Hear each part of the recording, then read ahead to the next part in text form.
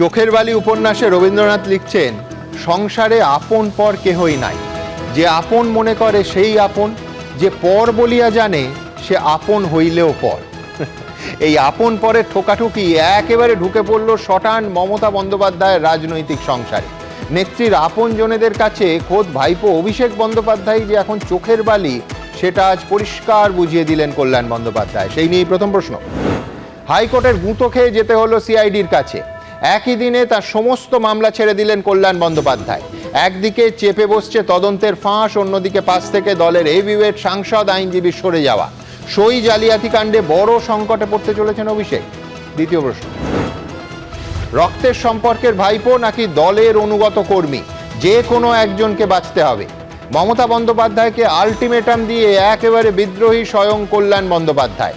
পরিবারের লোক নাকি দুঃসময়ের সঙ্গী, শেষমেশ কাকে বেছে নেবেন তৃণমূল নেত্রী? তৃতীয় প্রশ্ন, ওর ঔদ্ধত্য আর খারাপ ব্যবহারই পার্টিকে ধ্বংস করেছে, ওর জন্যই সবাইকে চোর স্লোগান শুনতে হচ্ছে। অভিষেককে নিয়ে বিস্ফোরক শ্রীরামপুরের সাংসদ। এর আগেও মুখ খুলেছেন একাধিক নেতা। তার ফেসবুক লাইভে কি এটা নিয়ে মুখ খুলবেন মমতা বন্দ্যোপাধ্যায়? চতুর্থ প্রশ্ন, অভিষেক বন্দ্যোপাধ্যায় বিধায়কদের সই জালের মূল চক্রী। আসল রেজলিউশন বুক আছে অভিষেকের কাছেই। গ্রেফতার করতে চেয়ে হাইকোর্টে জোরালো সওয়াল সিআইডি। সমন এসছে ত্রিপুরার আদালত থেকেও। অন্যদিকে ঝুলছে কেন্দ্রীয় এজেন্সির একাধিক মামলা। নিস্তার পাবেন অভিষেক? পঞ্চম প্রশ্ন থাকবে, মুখ্যমন্ত্রী শুভেন্দু অধিকারী যা বলবেন তাই করব। রাজ্যসভার সাংসদ পদে ইস্তফা দিয়ে বললেন তৃণমূলের প্রকাশ চিকবরাইক। লোকসভায় খান খান দল, রাজ্যসভাতেও পরপর ভাঙন। এরপর মমতা বন্দ্যোপাধ্যায়ের বাগানে আদৌ খুঁজে পাওয়া যাবে তো জোড়া ফুল? তবে শুরুতেই দেখাবো একদিকে কোর্টের গুঁতোয় সিআইডি হাজিরা, একই দিনে আবার দলে ঘোর অকল্যাণের মুখে অভিষেক বন্দ্যোপাধ্যায়। দল শেষ, সংগঠন শেষ, ক্ষমতা শেষ, দাপট শেষ, কর্তৃত্ব নেতৃত্ব সবটাই অতীত। এই পরিস্থিতিতে সই জালিয়াতি কাণ্ডে অবশেষে হাইকোর্টের নির্দেশে সিআইডি দপ্তরে হাজিরা দিতে হলো অভিষেক বন্দ্যোপাধ্যায়কে। বিমানবন্দর থেকে কালীঘাটে নিজের বাড়ি হয়ে পৌঁছলেন ভবানী ভবনে। অভিষেক বন্দ্যোপাধ্যায় 6:11 আগে 5:49 অভিষেক বন্দ্যোপাধ্যায় হাজিরা দেন। এর মাঝেও অভিষেক বন্দ্যোপাধ্যায়কে ঘিরে উঠল চোর স্লোগান। চোর তো, চোরের তো রোগ কমবে না, কোনোদিনও কমবে না। আমি থাকি দিল্লিতে, শুধু চোর ভাইপোকে ডিম ছোড়ার জন্য এসেছি। রাইট। এই মামলার তদন্তে 1 জুন, 8 জুন, 9 জুন তিনবার অভিষেক বন্দ্যোপাধ্যায়কে হাজিরার নোটিশ দিয়েছে সিআইডি, কিন্তু একবারও হাজিরা দেননি তিনি, বরং রক্ষা কবচ চেয়ে দ্বারস্থ হন হাইকোর্টের। বৃহস্পতিবার বিচারপতি কৌশিক চন্দ স্পষ্ট জানিয়ে দেন, তদন্তে সহযোগিতা করলে তবেই অভিষেক বন্দ্যোপাধ্যায়কে রক্ষা কবচ দেওয়া হবে। সন্ধে 6টার মধ্যে তাকে ভবানী ভবনে হাজিরার নির্দেশ দেয় হাইকোর্ট। বৃহস্পতিবার বিকেল 4:17 দিল্লি থেকে কলকাতা বিমানবন্দরে পৌঁছন অভিষেক বন্দ্যোপাধ্যায়। ব্যারিকেড করে একটি সেফ প্যাসেজ করার চেষ্টা করে পুলিশের পক্ষ থেকে তাকে সেফলি সিকিউর করে গাড়িতে তুলে দেওয়া হয়, যদিও সাংবাদিকদের কোনো প্রশ্নের উত্তর তিনি দেননি, যদিও তার দিকে চোর স্লোগানও ছুড়ে দিয়ে হচ্ছিল বিভিন্ন জায়গা থেকে। এরপর বাড়িতে পৌঁছন অভিষেক বন্দ্যোপাধ্যায়। সেখান থেকে রওনা হন ভবানী ভবনের উদ্দেশ্যে। 5:49 ভবানী ভবনে ঢোকেন অভিষেক বন্দ্যোপাধ্যায়। কোনো পলিটিশিয়ানের অহংকার থাকা উচিত না। যারা অহংকার থাকবে, ভবিষ্যতেও যদি অহংকার থাকে, অভিষেক বন্দ্যোপাধ্যায় চোর চোর বলবে, ডিম খাবে, লোকে কাদা গোবর ছুড়বে। বিধায়কদের সই জাল করা হয়েছে, খাতা খুলতে শুরু করলো। এই খাতা যদি চলতে থাকে এটা অনেক দূর পর্যন্ত পৌঁছবে। একে তো সই জালিয়াতি কাণ্ডে মুখ পুড়েছে, তার উপর হঠাৎ করে আইনজীবী পরিবর্তন করে কল্যাণ বন্দ্যোপাধ্যায়ের ক্ষোভের মুখে পড়লেন অভিষেক বন্দ্যোপাধ্যায়। হারের জন্য তো ওই তো সবচেয়ে বেশি রেসপন্সিবল। লোকে কি বলছে? আমার মতো সৎ রাজনীতিবিদ কজন আছে আমি বলছি তোমাকে, ক্লেম করছি আমি, কিন্তু আমাকেও তো চোর চোর শুনতে হচ্ছে ওর জন্য। 2022-এই তো আমি বলেছিলাম যে একে হবে না, এর দ্বারা দল থাকবে না। দীর্ঘক্ষণ অভিষেক বন্দ্যোপাধ্যায়কে জিজ্ঞাসাবাদ করে সিআইডি। ঝিলম করঞ্জাই, ঐশী মুখোপাধ্যায় ও পার্থপ্রতিম ঘোষের রিপোর্ট, এবিপি আনন্দ। দেখুন, ভোটে হারের পর তৃণমূলের এই ভাঙন যখন শুরু হলো, রাজ্যে আর দিল্লিতে একে একে নেতা নেত্রীরা যখন ডুবন্ত জাহাজ থেকে ঝাঁপ দেওয়া শুরু করলেন, বিধানসভা, লোকসভা, রাজ্যসভায় তৃণমূল ক্রমশ সংখ্যার বিচারে সংখ্যালঘু হলো, তখন বলতাম একে একে নিভিছে দেউটি। তারপরও যে হাতে গোনা কয়েকজন কালীঘাটের আদি তৃণমূলের হয়ে ব্যাট করে যাচ্ছিলেন, তাদের বলেছিলাম শিবরাত্রির সলতে। কিন্তু আজ তো দেখছি সেই শিবরাত্রির সলতেও কার্যত নিভু নিভু। আজ কল্যাণ বন্দ্যোপাধ্যায় যখন আঙুল তুলে চ্যালেঞ্জ করলেন, দিদি যদি অভিষেককে নিয়ে চলতে থাকে তাহলে আমার পক্ষে দিদির পাশে থাকা সম্ভব নয়। রক্তের সম্পর্কের ভাইপো নাকি অনুগত কর্মী, যে কোনো একজনকে বাঁচতে হবে দিদিকে। কে বলছেন? কল্যাণ বন্দ্যোপাধ্যায়। অর্থাৎ এক বন্দ্যোপাধ্যায় মমতা বন্দ্যোপাধ্যায়কে বাঁচতে হবে, দুই বন্দ্যোপাধ্যায়ের মধ্যে একজনকে, কল্যাণ বন্দ্যোপাধ্যায় নাকি অভিষেক বন্দ্যোপাধ্যায়। হাসছি এই জন্য যে এখনো পর্যন্ত পিসি মমতা বন্দ্যোপাধ্যায় ভাইপোকেই বাঁচছেন, এটা প্রায় স্পষ্ট। কিন্তু আমি এই অনুষ্ঠানের শুরুতে বলবো, পার্টির মধ্যে হাতে গোনা যে কজন এর আগেও অভিষেক বন্দ্যোপাধ্যায়ের নেতৃত্বকে সরাসরি চ্যালেঞ্জ ছুঁড়ে দিয়েছিলেন, তাদের মধ্যে নিঃসন্দেহে কল্যাণ বন্দ্যোপাধ্যায়ের নাম সবার ওপরে থাকবে। 2022 সালের 13ই জানুয়ারি এই কল্যাণ বন্দ্যোপাধ্যায় বলেছিলেন যে মমতা বন্দ্যোপাধ্যায় ছাড়া আর কাউকে আমি নেতা বলে মানি না। দেখুন কি বলেছিলেন কল্যাণ বন্দ্যোপাধ্যায়। মমতা বন্দ্যোপাধ্যায় ছাড়া আমি কাউকে নেতা বলে মানি না। সাংগঠনিক জায়গায় যে যাকে যাকে ইচ্ছে বসাতে পারে, আমার নেত্রী কিন্তু মমতা বন্দ্যোপাধ্যায়। কল্যাণ বন্দ্যোপাধ্যায় বলেছিলেন ত্রিপুরা আর গোয়াতে সরকার তৈরি করে দেখাক অভিষেক বন্দ্যোপাধ্যায়, তারপর নেতা মানব। একেবারে স্পষ্ট ভাষায় দেখুন। তো এসছেন রাজনীতিতে 2011-তে মমতা বন্দ্যোপাধ্যায় বাংলায় মুখ্যমন্ত্রী হওয়ার পর। ত্রিপুরা আর গোয়া মেনে এনে দাও, জিতিয়ে দাও, মুখ্যমন্ত্রী করে দাও, অভিষেক বন্দ্যোপাধ্যায়কে নেতা বলে মেনে নেব। আর নাম না করে যে কতবার অভিষেক বন্দ্যোপাধ্যায়কে কটাক্ষ করেছেন কল্যাণ বন্দ্যোপাধ্যায়, তার কয়েকশো সাক্ষ্য রাখা আছে এবিপি আনন্দের আর্কাইভে। এবার দেখাবো 2023 সালের 11ই ডিসেম্বর কি বলেছিলেন কল্যাণ বন্দ্যোপাধ্যায়। রাজনীতিতে নিঃসন্দেহে ম্যাচুরিটি দরকার আছে। তুমি যদি বলো যে না চলবে না, তাহলে ম্যাচিওর লোক থাকবে না, থাকবে না। আমাদের এটাও মনে রাখতে হবে যে ভাইপো অভিষেক বন্দ্যোপাধ্যায়কে যখন পিসি মমতা বন্দ্যোপাধ্যায় তৃণমূলের লোকসভার দলনেতার চেয়ারে বসিয়ে দিয়েছিলেন, সেই দিনই এবিপি আনন্দে একটা বিস্ফোরক ফোন ইন দিয়ে তৃণমূলের লোকসভার চিফ হুইপের পদ থেকে ইস্তফা দিয়েছিলেন কল্যাণ বন্দ্যোপাধ্যায়। দেখুন, আজ মধ্যরাত থেকে ওয়ার্ল্ড কাপ ফুটবল শুরু হচ্ছে। সেই মেজাজে বলবো যে সব মিলিয়ে কল্যাণ বন্দ্যোপাধ্যায়ের এই বিদ্রোহ মমতা বন্দ্যোপাধ্যায়ের শেষ লাইন অফ ডিফেন্সটাকেও কি ভেঙে চুরমার করে দিল? বিশ্বনাথ চক্রবর্তী কি বলেন? সুমনদা, আক্ষরিক অর্থেই মমতা বন্দ্যোপাধ্যায় শেষ ডিফেন্স দিচ্ছিলেন। একদিকে কল্যাণ বন্দ্যোপাধ্যায়, আরেকদিকে কুণাল ঘোষ। কল্যাণ বন্দ্যোপাধ্যায় আজকে সরাসরি বললেন যে মমতা বন্দ্যোপাধ্যায়কে হয় তার রক্তের সম্পর্কে থাকতে হবে, আর না হলে বছরকে বছর যারা রক্ত মানে ঘাম দিয়ে দলটাকে তৈরি করেছে তাদের রক্ত জল করে, যারা রক্ত জল দলকে দিয়ে রক্ত ঘাম করে। একই সাথে মানে আপনি লক্ষ্য করে যদি দেখেন আরেকজন ডিফেন্ডারকে কুণাল ঘোষ, যখন কুণাল ঘোষকে আজকে প্রেস কনফারেন্সে প্রশ্ন করা হয় কল্যাণ বন্দ্যোপাধ্যায়ের মন্তব্য নিয়ে, পরিষ্কার কুণাল ঘোষ বলেন যে কল্যাণ দা সিনিয়র লিডার, তার কোনো কথায় আমি বিরোধিতা করব না, অর্থাৎ সম্মতি তিনি জানালেন। এবং এই দুই ডিফেন্স চলছিল।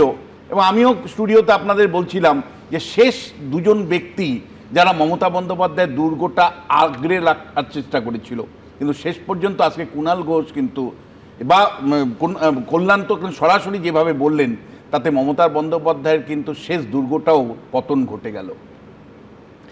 আমি আপনাকে খুব পরিষ্কার করে বলতে চাই যে মমতা বন্দ্যোপাধ্যায় অন্ধ ধৃতরাষ্ট্রের মতন বছরকে বছর অভিষেক বন্দ্যোপাধ্যায়কে প্রশ্রয় দিয়েছেন এবং অন্যায় প্রশ্রয় দিনের পর দিয়েছেন। আজকে মমতা বন্দ্যোপাধ্যায়কে এই ছবিটা দেখতে হতো না যে শুভেন্দু অধিকারী বিজেপির সভাপতি, মানে বিজেপির চিফ মিনিস্টার, মুখ্যমন্ত্রী। শুভেন্দু অধিকারী প্রথম ব্যক্তি ছিলেন তৃণমূল কংগ্রেসের যিনি যে কায়দায় অভিষেক বন্দ্যোপাধ্যায়কে মমতা বন্দ্যোপাধ্যায় দলে এনেছিলেন এবং শুভেন্দু অধিকারীকে সাইফার করেছিলেন, তার বিরুদ্ধে উনি প্রতিবাদ করেছিলেন। দলের মধ্যে প্রতিবাদ করাতে দিনের পর দিন অভিষেকের উত্থান ঘটেছে আর শুভেন্দু অধিকারীকে কে সাইডলাইন করা হয়েছে বা মার্জিনে নিয়ে যাওয়া হয়েছে।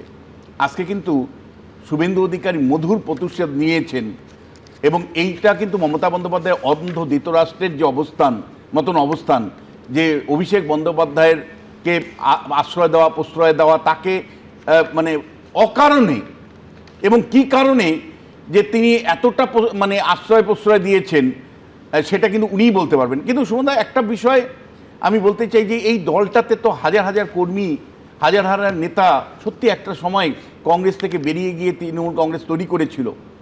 মমতা বন্দ্যোপাধ্যায় তাদের কথা একবারও কিন্তু ভাবেননি। দিনের পর দিন তিনি কেবলমাত্র পরিবারতন্ত্রের দিকে নজর দিয়েছেন। দিনের পর দিন অভিষেক বন্দ্যোপাধ্যায়ের অন্যায় আবদারগুলোকে মেনে নিয়েছেন।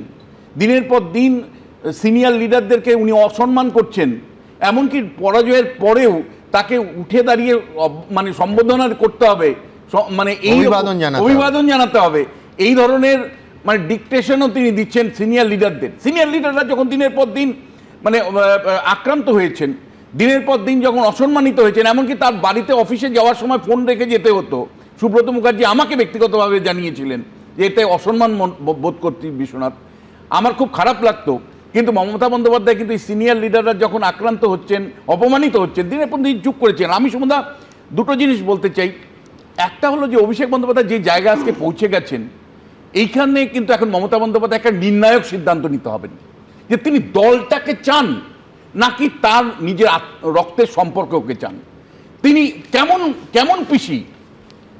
পিসি তিনি, আমি জানি না কি সম্পর্কের পিসি, কি ধরনের পিসি, যেখানে দলটা উড়ে চলে যাচ্ছে,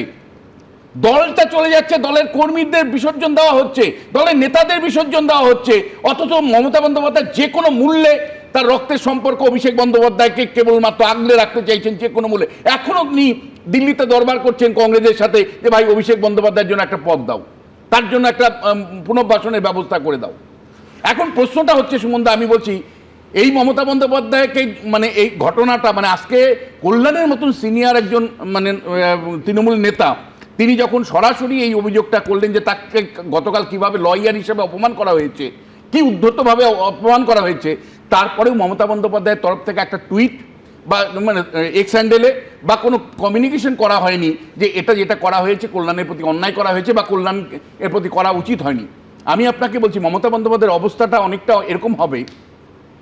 একটা আমি ছোট্ট কোনোদিন গল্প দিয়ে শেষ করি না, আমি আজকে করতে চাই যে এক মা হারা এক সন্তান ছেলে মাসির কাছে মানুষ হতো।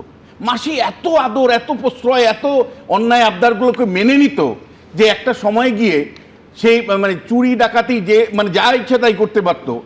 একদিন যখন ধরা পড়লো, যখন জেলে যেতে হবে, তখন মাসি তো কেঁদে ভাসিয়ে দিচ্ছে যে আমার বাবু চলে যাচ্ছে, আমার বাবু চলে যাচ্ছে।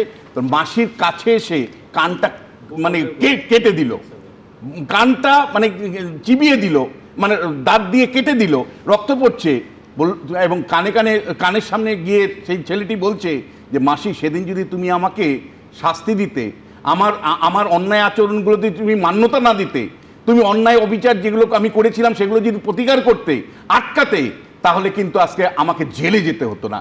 অভিষেক বন্দ্যোপাধ্যায় একদিন সেই কথাটাই মমতা বন্দ্যোপাধ্যায়কে বলবে যে দিনের পর দিন আমি যখন ভুল রাজনীতি করেছি, শোনো, ভুল রাজনীতি করেছি, তুমি মমতা বন্দ্যোপাধ্যায় দিনের পর দিন তুমি প্রশ্রয় দিয়েছো, মমতা বন্দ্যোপাধ্যায় দিনের পর দিন তুমি ভুল প্রশ্রয় দিয়েছো, মাথা ফাটিয়ে দিয়েছে, এখন বলছেন কানও কেটে দেবে। কান কাটা মমতা ব্যানার্জি এই অভিষেক বন্দ্যোপাধ্যায় একদিন মমতা বন্দ্যোপাধ্যায়কে উল্টে দিবে, একদিন মমতা বন্দ্যোপাধ্যায় অভিষেক বন্দ্যোপাধ্যায় দ্বারা আঘাতপ্রাপ্ত হবে, সেদিন বেশ আমি গল্প থেকেই শুরু করি। বর্ণপরিচয় দ্বিতীয় ভাগ ভুবনের গল্প দিয়ে বিশ্বনাথ চক্রবর্তী শেষ করলেন, কিন্তু আমার কাছে একেবারে পরিষ্কার রাজনীতির প্রশ্নটা হচ্ছে পিসি হবেন নাকি যে তৃণমূল নেত্রী আড়াই দশক ধরে অনেক রাজনৈতিক সিদ্ধান্ত নিতে হয়েছে তাকে, মুখ্যমন্ত্রী হওয়ার আগে বেশ রুথলেস তাকে মনে হয়েছে যে একেবারে কঠোর সিদ্ধান্ত নিতে জানেন, পিসি মমতা বন্দ্যোপাধ্যায় হবেন নাকি সেই বিরোধী নেত্রী মমতা বন্দ্যোপাধ্যায় হবেন? এক। দুই হচ্ছে রক্তের বন্দ্যোপাধ্যায়কে চাইবেন নাকি ভক্তের বন্দ্যোপাধ্যায়কে চাইবেন? এই ধরনের অনেক কাব্যি, অনেক জার্গন করা যায়, কিন্তু সেটা আমি আপাতত মুলতুবি রেখে কুণাল ঘোষের অংশেও আমি আজকে যা বলেছেন দেখাবো এবং তার আলোচনায় আসব। আমি এই মুহূর্তে এই অনুষ্ঠানে সরাসরি তার সঙ্গে কথা বলবো। আমরা যখন সাংবাদিকতা এসেছি তিনি তখন প্রতিষ্ঠিত কংগ্রেস নেতা, তারপর তৃণমূলে আসেন, এ রাজ্যের মন্ত্রীও হয়েছিলেন, এবং তাকে একটা বিষয়ে আমি কৃতিত্ব দেব, সেটা হচ্ছে ভোটের ফল বেরোনোর পর প্রথম তিনি বলেছিলেন যে অভিষেক বন্দ্যোপাধ্যায় দলটাকে তিলে তিলে শেষ করে দিল, অন ক্যামেরা বলেছিলেন, এবং তার বক্তব্যে তিনি একেবারে স্টিক করেছিলেন। আমি সরাসরি কথা বলবো মালদা থেকে কৃষ্ণেন্দু নারায়ণ চৌধুরীর সঙ্গে।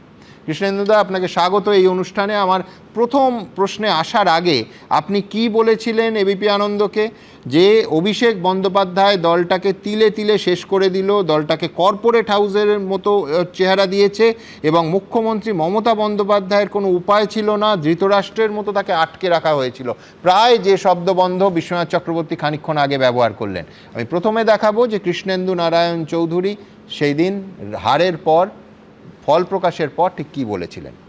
দলের বিপর্যয় যদি বলা যায় তাহলে একজনই ব্যক্তি আছে দলটাকে তিলে তিলে শেষ করে দিল, এটা অভিষেক ব্যানার্জি, একদম অভিষেক ব্যানার্জি। কারণ যে দলটাকে ও নিয়ে গেছে যেভাবে কর্পোরেট হাউসের মতো, এখানে বাংলাতে এগুলো কর্পোরেট হাউসে চলে না। মুখ্যমন্ত্রীর সাপোর্ট, মুখ্যমন্ত্রীর কোনো উপায় নেই, মুখ্যমন্ত্রী ধৃতরাষ্ট্রের মতো আটকে রেখে দেওয়া হয়েছে। আমার প্রথম প্রশ্ন আজ আপনার কাছে যে আজকে কল্যাণ বন্দ্যোপাধ্যায় যখন প্রায় হুবহু আপনার বাক্যটাই বলছেন, আপনার নিজের কি মনে হচ্ছে? না, এটা সত্যি কথা সবাই বলবে, আমি কোনো মিথ্যা কথা বলিনি, একদম সত্যি কথা। আমিও পদে পদে, আমি মমতাদির সঙ্গে 85 থেকে রাজনীতি করছি। কলকাতাতে পড়াশোনা করে তখন আমি মমতাদি আন্দোলন করতো আর আমরা চলতাম, দৌড়াতাম মমতাদি। আস্তে আস্তে যুব কংগ্রেসের পর তৃণমূল কংগ্রেস গঠন হয়েছে, এই ধারা মেনে চলেছি। কিন্তু অভিষেকের মতো উদ্ধতা এরকম আমি দেখিনি। আমি ইন্দিরা গান্ধীকে দেখেছি খুব কাছ থেকে, রাজীব গান্ধীকে দেখেছি খুব কাছ থেকে, সঞ্জয় গান্ধীকে খুব কাছ থেকে দেখেছি। এদের মধ্যে আন্তরিকতা ছিল, এদের ভালোবাসা ছিল। এইরকম অভিষেক ব্যানার্জির মতো তাদের জন্য আমি একটা কথা বলছি, সুমনদা, ইন্দিরা গান্ধীর ছেলে সঞ্জয় গান্ধী মারা গেছে, আর মেনকা গান্ধী তখন বাড়িতে প্রতিদিনে অত্যাচার করত। একদিন সব লিডারদের ডাকলেন, এ কথাটা বরকত আমাদের বলেছিল, বলে এইরকম করছে, তোমরা বলো কি করবো। ওরা বলেছিল এই মুহূর্তে মেনকা গান্ধীকে দল থেকে, ঘর থেকে বের করে দাও, আর তাকে দল থেকেও বের করে দাও। ইন্দিরা গান্ধী শুনেছিল তাদের কথা, মেনকা গান্ধীকে দল থেকে বের করে দিয়েছিল। তিনি দলটাকে বাঁচিয়েছিলেন, ঘরটাকে বাঁচিয়েছিলেন, আর মমতাদি তাকে প্রশ্রয় দিয়ে ঘরটাকে ধাপে ধাপে ধাপে ধাপে দিল্লি থেকে মালদা সবটি ভেঙে চুরমার। কিন্তু এইখানে যেহেতু আপনি অনুষঙ্গটা আনলেন, আমি বলছি অনেকে এই তুলনাও করছেন যে যেহেতু একেবারে ধরুন এমার্জেন্সি, তার পরবর্তী সময় ইন্দিরা গান্ধীর 77 সালে বিপুল হার, আমি বলছি এর পেছনেও তখন, আজকে যদি সংবাদপত্র উল্টে দেখি, তখন দেখি যে বহু ক্ষেত্রে সরাসরি ইন্দিরা গান্ধীর পতনের জন্য, এমনকি এমার্জেন্সির সিদ্ধান্তের জন্য একেবারে সঞ্জয় গান্ধীকে দায়ী করা হয়েছিল, এবং বলা হয়েছিল সঞ্জয় গান্ধীর জন্য ইন্দিরা গান্ধী হেরে গেছেন। আমি বলছি এখন যখন আপনারা বলছেন যে অভিষেক বন্দ্যোপাধ্যায়ের জন্য মমতা বন্দ্যোপাধ্যায় এবং তার দল হেরে গেছে, তখন কোথাও সিমিলারিটি লাগছে না, একরকম লাগছে না? না না, সঞ্জয় গান্ধীর সঙ্গে অভিষেকের তুলনা করেন না। সঞ্জয় গান্ধী পরবর্তীকালে ইন্দিরা গান্ধীকে ক্ষমতায় আনার জন্য তিনি দারুণভাবে পরিশ্রম করেছিলেন। সে আসাম থেকে নিয়ে একদম সাউথ বেঙ্গল পর্যন্ত সঞ্জয় গান্ধী গার্ড করছে। উনি তো বাড়ি থেকে বেরোচ্ছেন না, ভয়ে লুকিয়ে থাকছেন, নিজের বাড়ি ছেড়ে মমতাদির বাড়িতে ঢুকে গেছে। সে আবার দলকে কি করে উজ্জীবিত করবে? গায়ের মুখে থুতু দিচ্ছে, পাটকেল মারছে, তার জবাব দেওয়ার কেউ নেই। কোথায় জাহাঙ্গীররা কোথায় থাকতো তার কাছে? বেশ, আপনি বলছেন যে সঞ্জয় গান্ধীর সঙ্গে অভিষেক বন্দ্যোপাধ্যায়ের তুলনা করা যায় না। আমার পরের প্রশ্ন থাকবে, যেটা আজকে কল্যাণ বন্দ্যোপাধ্যায় বলেছে যে ওনাকে বাঁচতে হবে, নেত্রীকে বাঁচতে হবে, যে রক্তের সম্পর্ককে রাখবেন নাকি এতদিনের অনুগত কর্মীদের রাখবেন। সেটা নিজের ক্ষেত্রে বলেছেন, কিন্তু আপনার কি মনে হয় সার্বিক ক্ষেত্রে এই ফাইনাল কল নেওয়ার সময় এসেছে মমতা বন্দ্যোপাধ্যায়? একদম কল্যাণদার সঙ্গে আমি একমত।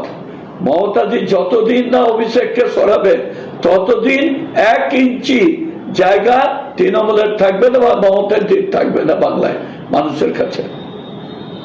আমার শেষ প্রশ্ন সেটা হচ্ছে, আপনি বলছেন এই সমস্ত কিছুর জন্য অভিষেক বন্দ্যোপাধ্যায় দায়ী। আমি বলছি আপনারা যখন তৃণমূলের হয়ে কাজ করছেন তাহলে কোথায় কোথায় অসুবিধে হয়েছিল বা মনে হয়েছিল যে অভিষেক বন্দ্যোপাধ্যায় যেভাবে দলটা চালাচ্ছেন তাতে বিপর্যয় অনিবার্য, এ হতেই হবে, যার ফলে হারের পর আপনি সরাসরি দায়ী করছেন যে অভিষেক বন্দ্যোপাধ্যায়ের জন্যই হার হয়েছে? কোথায় কোথায় আপনাদের কাজের ক্ষেত্রে অসুবিধা হয়েছে? এত দিন ধরে তো নেত্রীর সঙ্গে কাজ করেছেন।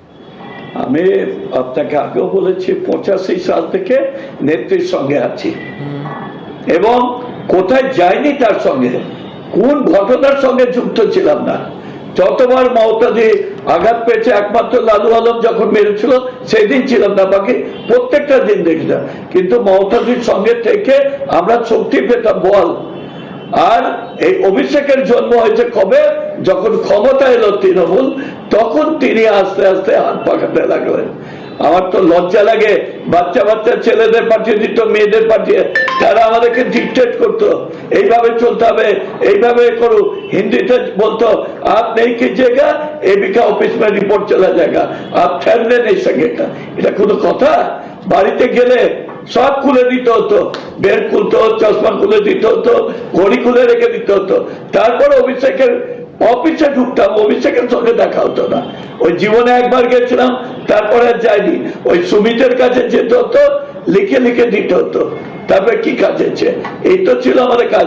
আর আমরা আগে মমতাদির বাড়িতে ঢুকতাম, আগে আমাদের প্রণবদার বাড়িতে ঢুকতাম, বরকতদার বাড়িতে ঢুকতাম, প্রিয়দার বাড়িতে ঢুকতাম, আরো বড় বড় নেতা।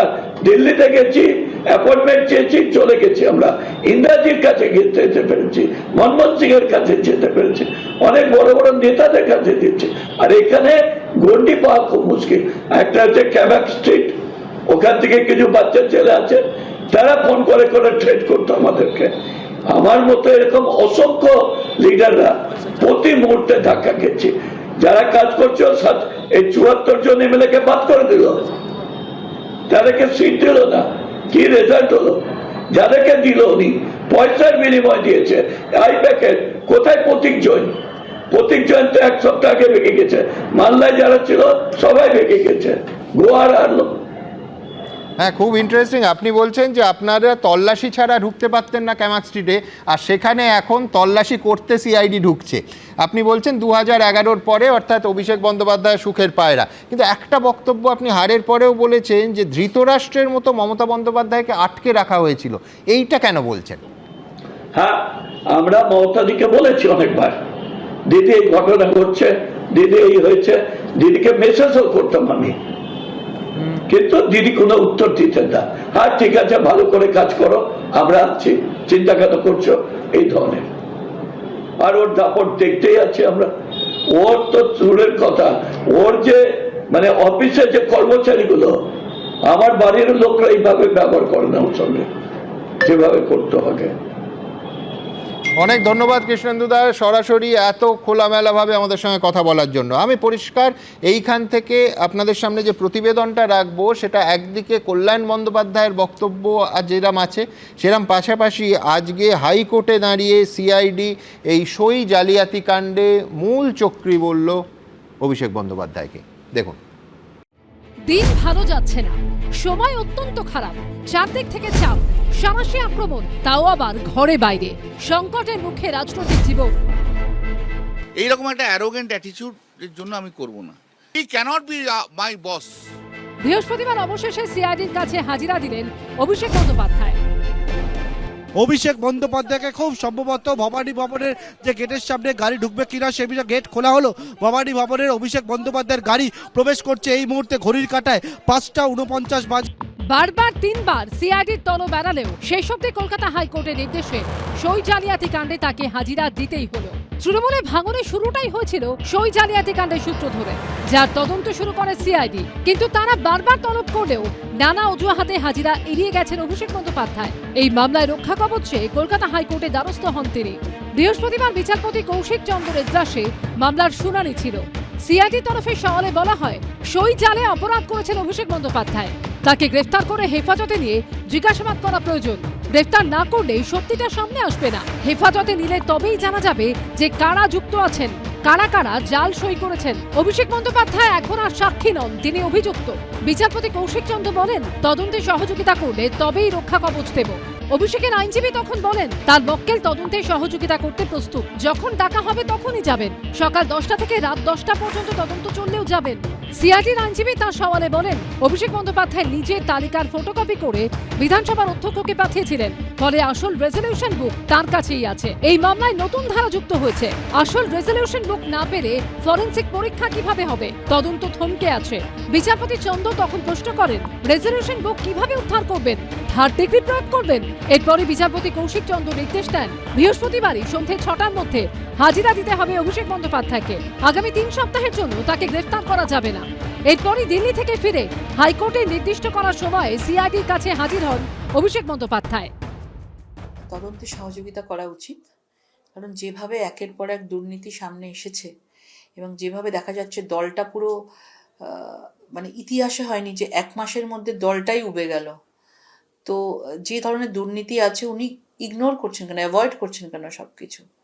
ওনার আসা উচিত, তদন্তে সহযোগিতা করা উচিত। কিন্তু হাইকোর্টে অভিষেক বন্দ্যোপাধ্যায়ের হয়ে কে দাঁড়াবেন তা নিয়ে বৃহস্পতিবার সকাল থেকেই শুরু হয় বিতর্ক, সংঘাত। কড়া আক্রমণ করেন তৃণমূলের 4 বারের সাংসদ ও আইনজীবী কল্যাণ বন্দ্যোপাধ্যায়। রাত্রিবেলা আমি মামলা রেডি করলাম, আমি প্রিপেয়ার হলাম, সবকিছু হলাম।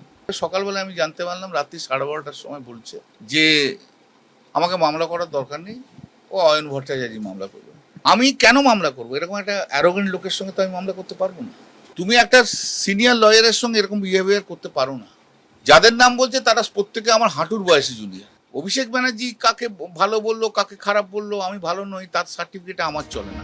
হাইকোর্টের নির্দেশে অবশেষে হাজিরা, কার্যত বাধ্য হয়ে সিআইডির মুখোমুখি। সই জালিয়াতি কাণ্ডে জিজ্ঞাসাবাদ। আপাতত রক্ষা কবচ পেয়েছেন অভিষেক বন্দ্যোপাধ্যায়। এরপর কি হবে, কি করবে সিআইডি? সৌভিক মজুমদার, অর্ণব মুখোপাধ্যায় ও পার্থপ্রতিম ঘোষের রিপোর্ট, এবিপি আনন্দ। এবার একটা ব্যক্তিগত অনুষঙ্গ বলি। 2022 সালের জানুয়ারি মাসে যখন কল্যাণ বন্দ্যোপাধ্যায় দলের বাইরে এবং ভেতরে, প্রকাশ্যে এবং দলের মধ্যে অভিষেক বন্দ্যোপাধ্যায়ের বিরুদ্ধে মুখ খুললেন, তখন রাজ্যের এক দোর্দণ্ড প্রতাপ মন্ত্রী আমায় বলেছিলেন যে আমাদের মধ্যে কল্যাণদা হচ্ছে একমাত্র বাঘের বাচ্চা, কারণ আমরা প্রত্যেকে যেটা মনে করি কল্যাণদা মুখ ফুটে সেটা প্রকাশ্যে বলে দেওয়ার সাহস রাখে। এহেন কল্যাণ বন্দ্যোপাধ্যায় আজ বলছেন, প্রকাশ্যেই বলছেন, মমতাদিকে বুঝতে হবে কার জন্য দল আজ এই জায়গায় এলো। দিদির যেমন ভাইপোর সঙ্গে রক্তের সম্পর্ক, তেমন আমরাও 40 বছর ধরে দিদির জন্যই কাজ করছি। আজ অভিষেকের জন্য তৃণমূল কংগ্রেস এত বড় ধাক্কা খাচ্ছে। অভিষেকের ঔদ্ধত্যের জন্য পার্টি ধ্বংস হচ্ছে। আর কল্যাণ বন্দ্যোপাধ্যায়ের এত বড় অভিযোগের প্রেক্ষিতে কুণাল ঘোষ বলছেন, কোট আনকোট, আমি কল্যাণদার মন্তব্যে কোনো কন্ট্রাডিকশন দেব না। কল্যাণদা পুরনো দিনের সাথী, সৈনিক, দীর্ঘদিনের সাংসদ নেতা। দেখুন, এমনিতেই নীরবতা হচ্ছে সম্মতির লক্ষণ, আর এ তো একেবারে সমর্থনের সুর যেন শুনতে পাচ্ছি। মনে রাখতে হবে, কুণাল ঘোষ কিন্তু এখনও আজও দলের মুখপাত্র। আমি দ্রুত একবার কুণাল ঘোষ কি বলেছেন দেখে নেব। কল্যাণ বন্দ্যোপাধ্যায় তিনি মমতা বন্দ্যোপাধ্যায়ের অত্যন্ত পুরনো দিনের সাথী, সৈনিক এবং দীর্ঘদিনের তৃণমূল কংগ্রেসের নেতা, তৃণমূল কংগ্রেসের সাংসদ, আইনজীবী। ফলে তিনি আইনজীবী হিসেবে কোন বিষয়টা তার হয়তো মনে লেগেছে বা তিনি আহত হয়েছেন, সেখানে তিনি কি প্রতিক্রিয়া দিচ্ছেন তার উপর দাঁড়িয়ে আমি কোনো মন্তব্য করব না। এরমও হতে পারে পরবর্তীকালে আলোচনার মাধ্যমে এই বিষয়টা নিশ্চয়ই তিনিও প্রেক্ষিতটা হয়তো আলোচনার মাধ্যমে বুঝবেন। কিন্তু কল্যাণদা যে মন্তব্য করেছেন বা যে অবস্থান নিয়েছেন, সে ব্যাপারে একজন আইনজীবী কী করবেন এ ব্যাপারে কোনো মন্তব্য করার এখতিয়ার আমার নেই। আমি কল্যাণ বন্দ্যোপাধ্যায়ের মন্তব্যের কোনো কন্ট্রাডিকশন এখন দেব না। কল্যাণ বন্দ্যোপাধ্যায় তিনি সিনিয়র নেতা, কোনো একটি বিষয়ে তিনি ক্ষুব্ধ, তিনি কোনো একটি মন্তব্য করেছেন এবং সেখানে আমি কোনো মন্তব্য এই মুহূর্তে করব না। কুণাল ঘোষ কি বললেন আপনারা শুনলেন, এবার আমরা শুনবো অনির্বাণ কি বলছে। ঘটনাচক্রে 3 বন্দ্যোপাধ্যায়ের মধ্যেকার বিষয়ে আমি চতুর্থ বন্দ্যোপাধ্যায়। এখানে কার্যত শ্যাম রাখি না কুল রাখি অবস্থা হতে পারতো, কিন্তু সত্যি কথা দলের কথা যেহেতু বলতে এসেছি, আমি একটাই কথা বলতে পারি, কল্যাণদা আমাদের প্রফেশনে অত্যন্ত সিনিয়র একজন অ্যাডভোকেট এবং দলের অত্যন্ত পুরনো বহুদিনকার, মানে তার দেখানো পথেই বহু মানুষ তৃণমূল কংগ্রেসে তারা রাজনীতি করেছেন। আমি এটা আশা করতে পারি যে আজকে যে মান অভিমান আবেগের কারণে কিছু কথাবার্তা কল্যাণদা বলেছেন, আশা করতে পারি আগামী দিনে এই জিনিসটা থাকবে না, এটা মিটমাটটা হয়ে যাবে। কিন্তু এটা আমি বলছি অনির্বাণ মান অভিমান নয়, বলছেন এই নির্বাচনী ভরাডুবির জন্য অভিষেক বন্দ্যোপাধ্যায় দায়ী, তার জন্য চোর শুনছি, মানে এটা এরম নয় যে মান অভিমান খুব হালকা কথা হয়ে গেল। এটাও তো ঘটনা যে অভিষেক বন্দ্যোপাধ্যায়কে যখন সোনারপুরে গিয়ে বিজেপির আক্রমণের মুখে পড়তে হয়েছিল, পরদিন কল্যাণদাই কিন্তু এবং যখন সিআইডি মমতা বন্দ্যোপাধ্যায়ের উঠোনে পৌঁছে গেল, তখন ফ্লাইট সোজা এয়ারপোর্ট থেকে ডিরেক্ট ওখানে এসে তিনি রোখার চেষ্টা করেছেন। সেই কারণেই আমি আপনাকে বলছি যে আমার ধারণা কল্যাণদা আজকে আবেগের কারণে যাই রাগের কথা বলে থাকুন না কেন, এই মুহূর্তে যদি পুনরায় কোনো রকম অভিষেক বন্দ্যোপাধ্যায় হন, মমতা বন্দ্যোপাধ্যায় হন বা দলের ওপর কোনো আক্রমণ নেমে আসে, তিনি আবার তার ভূমিকা দিয়ে অবতীর্ণ হবেন, সেখানে তার কোনো রকম আজকেও অভিষেক বন্দ্যোপাধ্যায় ছাড়া অন্য মামলা আজকেও অ্যাপিয়ার করেছেন। আমরা বলছি না, মানে সশরীরে গিয়ে লড়ে নেওয়ার যে ব্যাপারটা, আমার ধারণা এক্ষুনিও যদি কোনো ঘটনা ঘটে কল্যাণদা সর্বাগ্রে গিয়ে সামনে থেকে কিন্তু তাদের নেতৃত্ব দেবেন। দ্বিতীয় কথা বলি, দেখুন অভিষেক বন্দ্যোপাধ্যায় আজকে কৃষ্ণেন্দু নারায়ণ চৌধুরী বলছেন বা বাকিরা যা বলছেন, আজকে ব্যাপারটা দাঁড়িয়ে গেছে যে সব ব্যাটাকে ছেড়ে বেড়ে ব্যাটাকে ধর। মানে যেহেতু ফলাফল খারাপ হয়েছে, যদিও সেই ফলাফল খারাপের নিয়ে আমার একটা আলাদা বক্তব্য আছে, আপনি জানেন, কিন্তু তা সত্ত্বেও এই যে সবাই মিলে একজন ব্যক্তিকে যে চেপে ধরছে, এটা কি খুব ঠিক হচ্ছে? মানে আমি একটু ভেবে দেখতে অনুরোধ করব যে সবার সব ঠিক, একমাত্র একটা ব্যক্তির ঘাড়ে চাপিয়ে দাও, এবং চাপিয়ে দেওয়া মাত্র আমরা সব একদম মানে আমাদের আর কোনো দায় রইল না। কোথাও গিয়ে কি মনে হয় এটা একটা অন্যায় করা হচ্ছে? আমি যদি ধরে নিই যে হ্যাঁ, অভিষেক বন্দ্যোপাধ্যায় নিশ্চিতভাবে সব দায়িত্ব নিয়ে কাজ করেছিলেন, 21 সালেও তিনি করেছিলেন। আপনি খেয়াল থাকবে 2019 সালে যখন লোকসভায় রেজাল্ট খারাপ হয়, 21 সালের মাঝের যে 2 বছর 1.5 বছর সময়টা অভিষেক বন্দ্যোপাধ্যায় দায়িত্ব নিয়ে আইপ্যাককে আনা, প্রশান্ত কিশোরকে আনা, বাকি কাজকর্ম অনেকাংশেই তিনি দায়িত্ব নিয়ে করেছিলেন। এবং এই ফলাফলের পর যখন বিজেপি প্রায় নিশ্চিত যে তারা 200 আসন পাচ্ছে, তারপর কিন্তু এই সিনিয়র নেতারাই তাকে প্রশংসায় ভরিয়ে দিয়েছিলেন।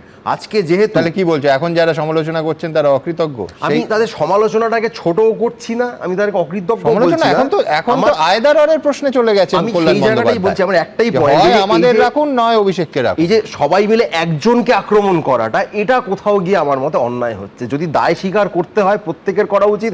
আমি অত্যন্ত ক্ষুদ্র ব্যক্তি, আমি দায় স্বীকার করতে হলে আমাকেও করতে হবে, কিন্তু আমি কখনোই এটা দিস ইজি ওয়ে আউট। মানে একা হচ্ছে, তুমি বলছো যে মমতা বন্দ্যোপাধ্যায়কেও আক্রমণ করা উচিত। যদি সার্বিকভাবে বলবো, দেখুন একটা দলের যদি ফলাফল খারাপ হয়, তাহলে দায় কি কম বেশি করে সবার নয়। একজনকে সিঙ্গেল আউট করা, তাকে সিঙ্গেল আউট করে সব কিছু তার ঘাড়ে চাপিয়ে দেওয়াটা অনেক ইজি ওয়ে আউট হয়ে যাচ্ছে।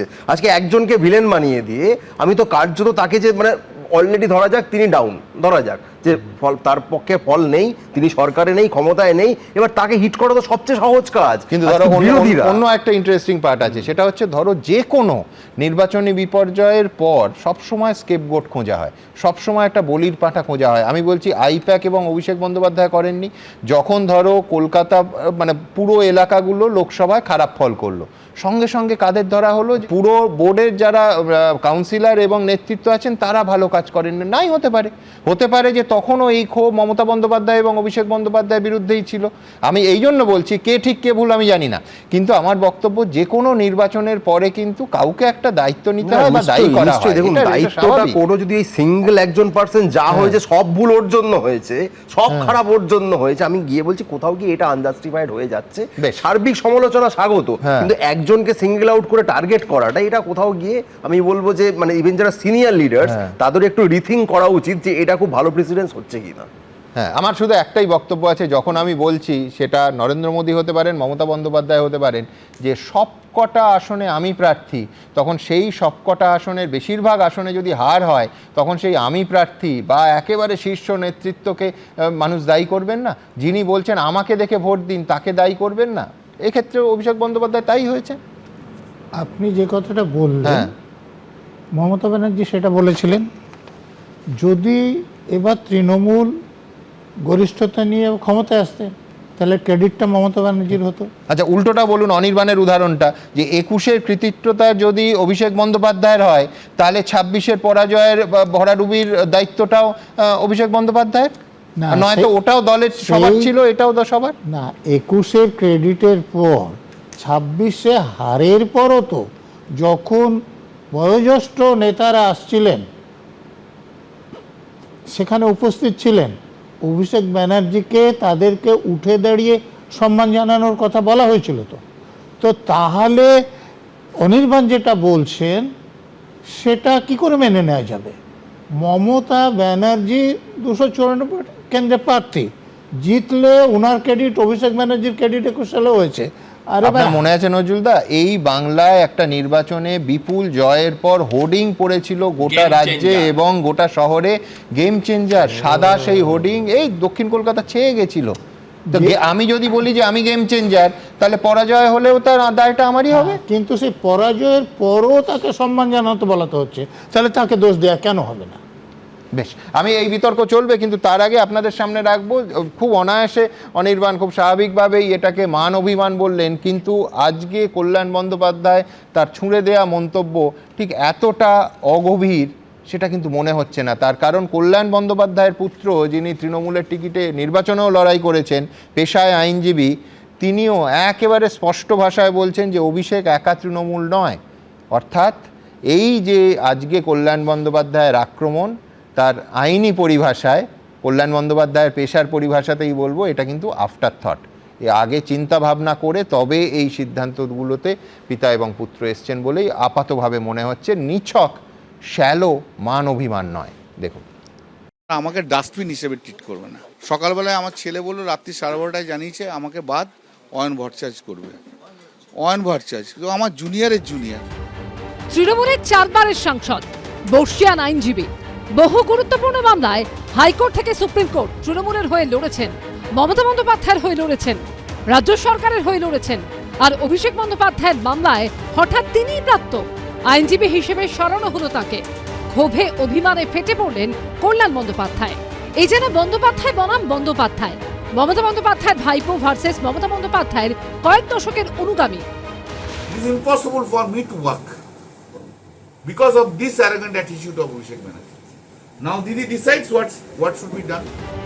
সই জালিয়াতি কাণ্ড নিয়ে যখন মহাফাপড়ে পড়েছেন অভিষেক বন্দ্যোপাধ্যায়, তখন তার হয়ে বৃহস্পতিবার এই মামলা লড়ার কথা ছিল বহু যুদ্ধের পোরখা সৈনিক কল্যাণ বন্দ্যোপাধ্যায় ও তার ছেলে শীর্ষণ্য বন্দ্যোপাধ্যায়।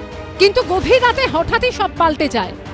কালকে 12:50 আমাকে অন্য লোককে দিয়ে কমিউনিকেট করানো হয় যে এই মামলায় কল্যাণ বন্দ্যোপাধ্যায়ের জায়গায় আর একজন উকিল দাঁড়াবেন, যিনি কল্যাণ বন্দ্যোপাধ্যায় থেকে অনেকটাই জুনিয়র। এবার আমাদের প্রফেশনে কিছু প্রোটোকল আছে, তো উনি যখন সেটা সিদ্ধান্ত জানিয়েছেন, আমরাও সিদ্ধান্ত জানিয়ে দিয়েছি যে আমরা মামলা করব না। কল্যাণ বন্দ্যোপাধ্যায় নিজে দুধে আইনজীবী, ছেলে মেয়ে দুজনেই আইনজীবী। অভিষেক বন্দ্যোপাধ্যায় যা করলেন তাতে ক্ষুব্ধ সকলেই। অভিষেক চাইলো যে আরও অন্য অ্যাডভোকেটের মামলায় থাকবে, তো ওর যেমন একটা চয়েস আছে অনেক উকিলকে নিয়ে কাজ করার, আমার চয়েস আছে অনেক ক্লায়েন্টের সঙ্গে কাজ না করার। সেই জন্য আমি অভিষেকের মামলাগুলো ছেড়ে দিলাম। অভিষেকের ধারণা হচ্ছে যে প্রচুর উকিল ওর জন্য মামলা করার জন্য পাগল হয়ে যাচ্ছে, আমি হচ্ছি না, তাই ছেড়ে দিলাম আমার মামলা। দেখুন, যেভাবে রাত্রি 12:50 কমিউনিকেট করা হয়েছে, এটা খুব একটা সম্মানজনক আমার মনে হচ্ছে না। রাজপাট এখন ইতিহাস, ডুবেছে জাহাজ। কিন্তু এই ভয়ঙ্কর পরিস্থিতিতেও কি জমিদারি সেই দিনগুলো ভুলতে পারছেন না তৃণমূলের শীর্ষ নেতৃত্বের একাংশ? যে কয়েকজন বিশ্বস্ত আস্থাভাজন এখনো পাশে রয়ে গেছে, তাদেরও চটিয়ে কি বিপদ আরো বাড়াচ্ছেন না তারা? শৌভিক মজুমদারের রিপোর্ট, এবিপি আনন্দ। ভেবে দেখুন, মমতা বন্দ্যোপাধ্যায়ের সঙ্গে যিনি 4 দশক রাজনীতি করেছেন, সেই কল্যাণ বন্দ্যোপাধ্যায় আজ বলছেন অভিষেক বন্দ্যোপাধ্যায়ের জন্য চোর চোর শুনতে হচ্ছে। অর্থাৎ কল্যাণ বন্দ্যোপাধ্যায় বলছেন এই লাগাম ছাড়া দুর্নীতির জন্য অভিষেক বন্দ্যোপাধ্যায় দায়ী। আমি শুধু ভাবছিলাম আজ সজলরা কি বলবে। এতদিন বিজেপি যা যা বলে এসেছে, আজ দলের মধ্যে খোদ কল্যাণ বন্দ্যোপাধ্যায় হুবহু প্রায় তাই বলছেন। অঞ্জন দত্তের একটা ফিল্ম ছিল দত্ত ভার্সেস দত্ত, কিন্তু আজ গোটা দিন ধরে যেটা হলো সেটা একেবারে ব্যানার্জি ভার্সেস ব্যানার্জি। কিন্তু এই ব্যানার্জি ভার্সেস ব্যানার্জি লড়াইতে সজলদের কিন্তু আবার বলছি কোনো এনার্জি ক্ষয় করতে হবে না, কারণ এতদিন ওদের করা যাবতীয় অভিযোগ, যাবতীয় সমালোচনা একেবারে কালীঘাট তৃণমূলের কোর লিডারশিপ থেকে, কিচেন ক্যাবিনেট থেকেই উঠে আসছে এখন, তাই তো সজল? হ্যাঁ, আমাদের কি আছে, আমরা তো বসে বসে দেখছি আর নারদ নারদ করছি, আমাদের কি যায় বা আছে। শুনুন, কল্যাণ ব্যানার্জি একটা কলকাঠিও নাচছে। কলকাঠি নাড়ার দরকার নেই, ওরা যে হারে নাড়ছে করা, সেখানে আর কলকাঠি আমরা কি নাড়বো বলেন? হ্যাঁ, যত মানে এতে তো আমরা আতঙ্কিত হয়ে পড়ছি না যে আমাদের এই সব গেল বোধ হয়। তো বলছি দেখুন, কল্যাণ বন্দ্যোপাধ্যায়ের হাঁটুর বয়সী বলেছে। এখন হাঁটুর বয়সী কাকে বলেছে আমি জানি না, ওনার হাঁটু পরে জন্মেছে কিনা সেটাও আমি জানি না। হ্যাঁ, এই যে বলছে আমাকে ওর জন্য চোর চোর শুনতে হয়েছে, এখন খুব গায়ে লেগেছে। আরে তোকে তো মাতাল মাতাল বলেছিল, সেদিন গায়ে লাগেনি। মাতাল তোমায় জানতে হবে, আগামীকে মানতে হবে। হ্যাঁ, এগুলো শুনুন, সব কিছু হচ্ছে একটা রাস্তা খোঁজা, যে আমাকে একটা কিছু বলতেই হবে, ও আজ নাহলে কাল সায়নী যেতে পারে, যে পেছন থেকে যাকে অভিষেক বন্দ্যোপাধ্যায় কি গুঁতো মারে না হিট করে কি একটা বলেছিল, ভালো করে শুনতে পাইনি, সে চলে যেতে পারে, ছেড়ে দেবে। আমি বলছি শুনুন, এগুলো হচ্ছে সব একটা ফিকির, রাস্তা খুঁজছে। মামলা কল্যাণ বন্দ্যোপাধ্যায় ছেড়েছে তো কি হয়েছে, আমাদের আছে। হ্যাঁ, আমাদের সেও বন্দ্যোপাধ্যায় আছে, অনির্বাণ বন্দ্যোপাধ্যায়, সেও ভালো উকিল, লড়ে যাবে, কোনো অসুবিধা নেই। আমি বলছি লাস্ট লাইন অফ, বলছিলেন আপনি কি বলছিলেন, লাইন অফ ডিফেন্স আছে তো? হ্যাঁ, আমি আঘাত করছি না, বলছি মুখপত্র করলি কবে, দল উঠে গেল যাবে, তবে থেকেও দায়িত্ব পেয়েছে বেচারি, কিন্তু লড়ে যাচ্ছে। আমি বলছি দেখুন, এই যে বললেন না আপনি যে বলির পাঁঠা খোঁজা হয়, ঠিকই বলেছে, বলির পাঁঠাই খুঁজছে। আসলে যা বলি হবার জনতা বলি দিয়ে গেছে। আপনি শুনলেন কি মারাত্মক কথা বলছে, দিল্লি থেকে এসছি ডিম মারবো বলে। আগে শুনেছিলাম দিল্লি থেকে এসছি ভোট মারবো বলে, এ বলছে দিল্লি থেকে এসছি ডিম মারবো বলে। মানুষের রাগ, মানুষের যন্ত্রণা, মানুষের ক্ষোভ কোন জায়গায় গিয়ে পৌঁছায়। কিন্তু এই যে আজকে সতীলক্ষ্মী সাজার চেষ্টা করছে কল্যাণ বন্দ্যোপাধ্যায়, মোটেও আপনারা ভুলে যাবেন না, কদিন আগে ছেলের টিকিট পাওয়ার জন্য এই কিন্তু ক্যামাক্সি ডেকেছিল, এরাই ক্যামাক্সি ডেকেছিল, ভুলে যাবেন না। যদি আজকে অভিষেক বন্দ্যোপাধ্যায় জিতত, তাহলে বাড়ির সামনে ডালা নিয়ে আরতি করত, একদম ঠিক। আমি বলছি তোমরাও ভুলে যেও না, আজকে যারা তোমাদের দলের দিকে লাইন দিচ্ছে বা আলাদা ব্লক করে তোমাদের ফিলার দিচ্ছে, তাদের অনেকেও এইভাবেই টিকিটটা পেয়েছে। একদম দাদা, আপনি নিশ্চিন্তে থাকুন, আমরা দেখে নিয়েছি যে বুলেট প্রুফের বদলে এখন ডিম প্রুফ লাগছে, এটাও পাল্টাতেও সময় লাগবে না যদি আমরা ভুল করি। অতএব আমরা এইসব দিকে তাকাচ্ছি না, তাকাচ্ছ তো বোঝা যাচ্ছে, কারণ ভূপেন্দ্র যাদবের ফ্ল্যাটে মিটিং হচ্ছে। আরে দাদা, তাকাচ্ছ তো বটেই, ওখানে যেখানে যেখানে যতটুকু প্রয়োজন আছে দেশটাকে এগিয়ে নিয়ে যাওয়ার জন্য আমাকে তো আইনগুলো পাস করাতে হবে, সেখানে একটু পাশ কাটিয়ে সাইড লাইনে রেখে দিলাম। আগামী লোকসভা নির্বাচনে টিকিট দেওয়া হবে, তাদের জোটসঙ্গী করা হবে, এমন কথা কোথাও বলা হয়নি। এখন বলেছে যে আমি ডাস্টবিন নয়, হ্যাঁ উনি বলেছেন ডাস্টবিন নয়। আরে উনি ডাস্টবিন কি, উনি গার্বেজ যারা আসবেন তাদের কথা আমি বলতে পারবো না, কিন্তু আপনি লিখে রাখুন। আমি জ্যোতিষীও নয়, আমি 205, 208, 200 পার এসব কিছু বলিনি, কিন্তু এই কল্যাণ বন্দ্যোপাধ্যায় কাল বা পরশুর মধ্যে একটা সই পাঠালো বলে, এই জাল সই নয়, আসল সই পাঠালো বলে আপনি সেটা অপেক্ষা করতে থাকুন।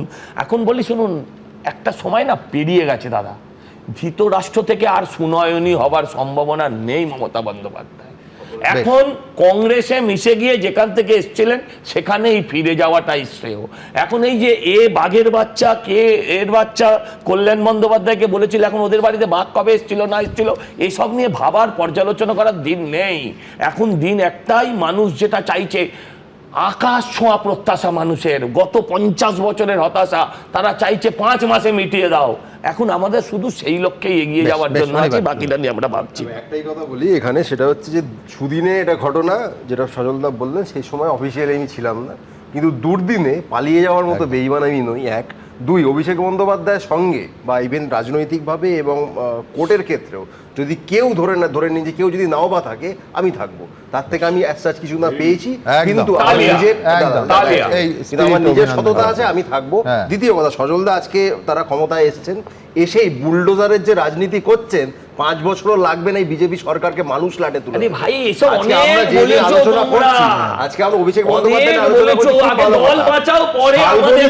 শালবনীতে যে বাচ্চা মেয়েটি বিজয় মিছিলের বোমা ছড়ার কারণে মারা গেছে, সেটা নিয়ে আমরা একটু আলোচনা করছি কি? আজকে ক্ষমতায় আসলে শুভেন্দু অধিকারী বলেছিলেন 450 টাকায় দেবো, আমরা আলোচনা করছি কি? রান্নার গ্যাস 1000 টাকায় পৌঁছে গেছে, আমরা কি আলোচনা করছি? তার মানে মূল যে সমস্যার জায়গা, ডিমের দাম নিয়ে আলোচনা করছি আমরা, কি ডিমের দামই বললাম, ডিমের দামও যে এমন ভাবে বেড়েছে যে বাজারে ব্যাগে করে টাকা নিয়ে গিয়ে ইঞ্জিনের সরকার মানুষকে কিভাবে রেখেছে সে নিয়ে আমরা আলোচনা। পাশাপাশি দুটো পরিভাষা পেলাম। একটা হচ্ছে ঠিক যেরকম অনেকে ঘুম থেকে উঠে চোখ খুলেই রাস্তায় উন্নয়ন দেখতে পারতো, একেবারে মাঝ রাস্তায় উন্নয়ন দাঁড়িয়ে আছে এরকম দেখে শটান দলবদল করতো। সজল একটা নতুন পরিভাষা দিল, সেটা হচ্ছে দেশকে এগিয়ে নিয়ে যাওয়ার জন্য ওরা ভাবছে, এবং সেই ভাবনায় দেখতে পাচ্ছি অনেকে প্রতিদিন সামিল হচ্ছে, নতুন নতুনভাবে সামিল হচ্ছে, নতুন নতুন অজুহাতে সামিল হচ্ছে, নতুন নতুন কায়দায় সামিল হচ্ছে, সেসব তো দেখাবো। কিন্তু এখান থেকে আমার পরের প্রতিবেদনে দেখাবো যে এই হারের পর কতজন দলের মধ্যে, আবার বলছি একটা বড় অংশ, যাদের বক্তব্য এটা মান অভিমানের বিষয় নয়, তারা হারের জন্য একজনকেই দায়ী করছেন, অভিষেক বন্দ্যোপাধ্যায়। দেখুন, যে মনে করে যে ক্যামাক স্ট্রিটের এমপ্লয়ি, তার সঙ্গে কেন থাকতে যাব? এত অ্যারোগেন্সি কিসের? কিসের এত অ্যারোগেন্সি? ভোটে ভরাডুবির পর থেকেই তৃণমূলে বিদ্রোহের আগুন। নিঃস্ব রিক্ত তৃণমূলের কার্যত অন্ধের নড়ে ছিলেন কল্যাণ বন্দ্যোপাধ্যায়। দলের সেই বর্ষিয়ান সাংসদও চটলেন, কারণ সেই অভিষেক বন্দ্যোপাধ্যায় ভোটে বিপর্যয়ের পর যার বিরুদ্ধে ক্ষোভ উগরে দিয়েছেন দলের একের পর এক নেতা, জনপ্রতিনিধি। ডায়মন্ড হারবার মডেল নিয়ে বলেছিল, এই তো ডায়মন্ড হারবার মডেল আজকে শেষ করে দিয়ে গেল পশ্চিমবাংলায়। এই ডায়মন্ড হারবার মডেল নিয়েই তো কথা বলেছিলাম 2022। আমি একা। কি যদি মনে করে যে অভিষেক ছাড়া চলবে না, আমি খুব দুঃখিত যে আমাকে ছেড়ে চলে যেতে হবে। কিন্তু দিদি যদি মনে করে যে অভিষেক বাদ দিয়ে চলবে, তাহলে আমি আছি। বিধানসভা ভোটে বিপর্যয়ের পর থেকে লাগাতার তৃণমূলের একের পর এক প্রবীণ নেতার নিশানায় অভিষেক বন্দ্যোপাধ্যায়। এই বিপর্যয়ের দায় নিশ্চয়ই মমতাদি এবং নিশ্চয়ই অভিষেকের, কারণ তাদের দুজনের উপরে দলটা চলত। কেউ দল ছেড়েছেন, কেউ পথ ছেড়েছেন, সকলেরই ক্ষোভ অভিষেক বন্দ্যোপাধ্যায়ের বিরুদ্ধে। অভিষেক বন্দ্যোপাধ্যায়ের সংগঠনের সং আছে, গঠন নেই। তার রাজ্যসভার যে সং রিংমাস্টারের ভূমিকা পালন করছেন। মানে আমরা সবাই যেন জানোয়ার, আর রিংমাস্টার হচ্ছে ওই হান্টার মারছে যে দুটো পা তুলে দাঁড়াও। মানে কি করব, কার সঙ্গে কথা বলবো, অন্তত আমার অভিজ্ঞতা তাই। অভিষেক বন্দ্যোপাধ্যায় আজকালকার আধুনিক নেতা, তিনি তৃণমূল স্তর থেকে নেতৃত্বে উঠে আসেনি। ধরুন 4 তারিখের পর ডিজে বাজাবো বা শ্মশানে চুল্লি তাতে এই ধরনের মন্তব্য গণতন্ত্রে অভিপ্রেত হতে পারে না। অভিষেক বন্দ্যোপাধ্যায় এই স্টেটমেন্টটা সেটা সমর্থনযোগ্য হতে পারে না। এত রোষ ক্ষোভের পরও স্বপদে বহাল রয়েছেন অভিষেক বন্দ্যোপাধ্যায়। যেটা ভুল বলছি সেটা হচ্ছে ওর লাইফস্টাইলটা। ও যেভাবে দলে যেভাবে ও জীবনযাত্রা তৈরি করেছে সেটা চোখে লাগার মতন, এবং তাতেই ওর মানে চলাফেরা বা যেরকম সিস্টেম, তাতেই কিন্তু ও হচ্ছে সবার কাছে অভিযোগের কারণ। দিদি মাটিতে বসে চা খায়, সেখানে অভিষেক হয়তো বা মাটিতে বসে। একটা বিষয় পরিষ্কার, যে ধরনের অনৈতিকতা এবং যে ধরনের ধরুন থ্রেট কালচার যাকে বলে, এবং যে ধরনের গণতন্ত্রের অভাব দলের মধ্যে সবার বোধ হচ্ছিল, তাতে করে সকলে একটু নিঃশ্বাস ফেলে স্বাধীনভাবে বাঁচার চেষ্টা করছে। এবার কি করবেন মমতা বন্দ্যোপাধ্যায়? অর্ণব মুখোপাধ্যায়, সুকান্ত মুখোপাধ্যায় ও সৌমিত্র রায়ের রিপোর্ট, এবিপি আনন্দ। দেখুন, প্রবাদেই আছে চিরদিন কাহারও সমানো নাহি যায়। এটা যে কত বড় সত্যি আজ আরেকবার হাতে নাতে প্রমাণ হয়ে গেল। সই জালিয়াতি কাণ্ডে সিআইডির ডাকতেই রক্ষা কবচ চেয়ে অভিষেক ব্যানার্জি কোথায় ছুটে গেলেন? একটাই উত্তর, কলকাতা হাইকোর্ট। নিশ্চিতভাবে তিনি যেতেই পারেন, এটা তার আইনি অধিকার। কিন্তু আমার শুধু মনে পড়ে যাচ্ছিল ক্ষমতার শীর্ষে থাকার সময় এদেশে ঔদ্ধত্যের কথা। কলকাতা হাইকোর্টের মাননীয় বিচারপতিরা যদি বিরোধী দলের কোনো বিচার প্রার্থীকে ন্যূনতম রক্ষা কবচ দিতেন ন্যায্য বিচারে, কিভাবে এই অভিষেক বন্দ্যোপাধ্যায়রা চূড়ান্ত ঔদ্ধত্যের সঙ্গে কী ভাষায় আদালতকে, বিচার ব্যবস্থাকে, এমনকি মাননীয় বিচারপতিদের একাংশকে কদর্য আক্রমণ করত। তৎকালীন বিরোধী দলনেতা আজকের মুখ্যমন্ত্রী শুভেন্দু অধিকারীর মামলা হলে তো মাননীয় বিচারপতির নাম তুলে আক্রমণ শানাতেন অভিষেক। কটা উদাহরণ দেব। 2023 সালের 14ই জুলাই কি বলেছিলেন অভিষেক, দেখুন। বিচার ব্যবস্থার একাংশ যেভাবে বিজেপিকে মদত দিচ্ছে, এই সমাজ বিরোধীগুলোকে যেভাবে প্রোটেকশন দিয়ে হাইকোর্ট, এদেরকে কি করে বাঁচিয়ে রাখা যায়, এদেরকে কি করে মুক্তভাবে সন্ত্রাস করতে আরো মদত দেওয়া যায়, সাহায্য করা যায়, হাইকোর্টের একাংশ যেভাবে এদেরকে মদত দিচ্ছে অত্যন্ত বেদনাদায়ক এবং দুঃখজনক। হাইকোর্ট কিভাবে মদত দিচ্ছে, হাইকোর্ট কিভাবে প্রোটেকশন দিচ্ছে। আচ্ছা, আজ যদি কেউ বলেন যে হাইকোর্ট তো অভিষেক বন্দ্যোপাধ্যায়কেও ন্যায্য বিচারে প্রোটেকশন দিয়েছেন, মদত শব্দটা ব্যবহার করাই যাবে না। দেখুন, মাননীয় বিচারপতির নাম করে কিভাবে কদর্য আক্রমণ করতেন অভিষেক। আবার বলছি, ভারতবর্ষের রাজনৈতিক ইতিহাসে এর কোনো পূর্ব উদাহরণ নেই। কেউ কখনো এইভাবে নাম করে করে বিচারপতিদের আক্রমণ করেছে বলে আমাদের অন্তত জানা নেই, আমাদের জ্ঞানে কোনোদিন এই জিনিস দেখিনি।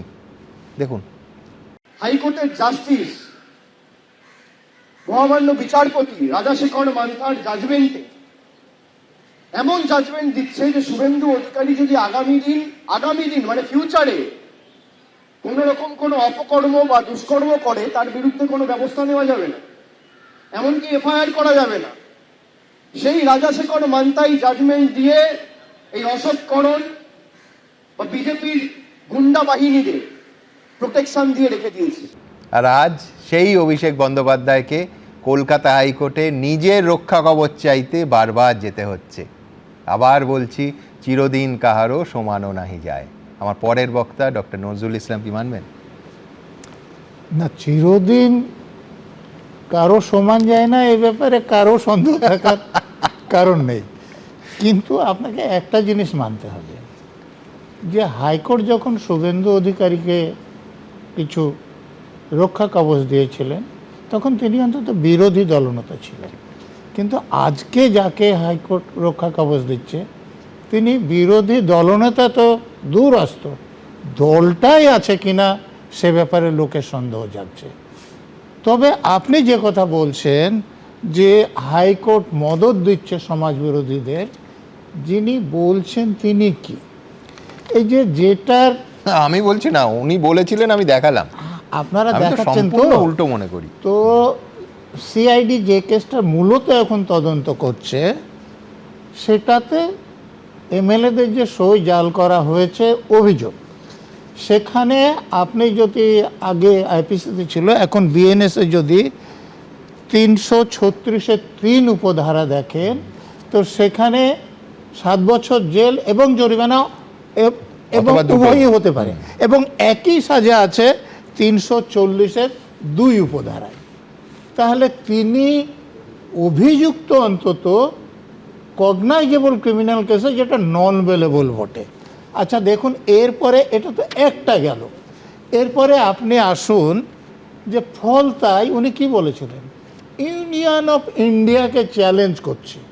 আর কি বলেছিলেন, যে জাহাঙ্গীর বলেছে একটা চুল্লি লাগবে, তো 4 তারিখে ভোটের রেজাল্ট হবে, অনেকে তো হার্ট অ্যাটাক হবে, তো সেই জন্য আমি একটা চুল্লির ব্যবস্থা করবো। উনি রাজ্য সরকারের কে কিছু, কেন্দ্রীয় সরকারের কোনো মন্ত্রী, উনি চুল্লির ব্যবস্থা কি করে করবেন? তো উনিই তো সমাজ বিরোধী। দেখুন, দ্বিতীয়, তিনি বলছেন যে 4 তারিখে 12টার পর দেখা যাবে কে কত বড় জল্লাদ, আর দিল্লির কোন বাপ কাকে রক্ষা করে।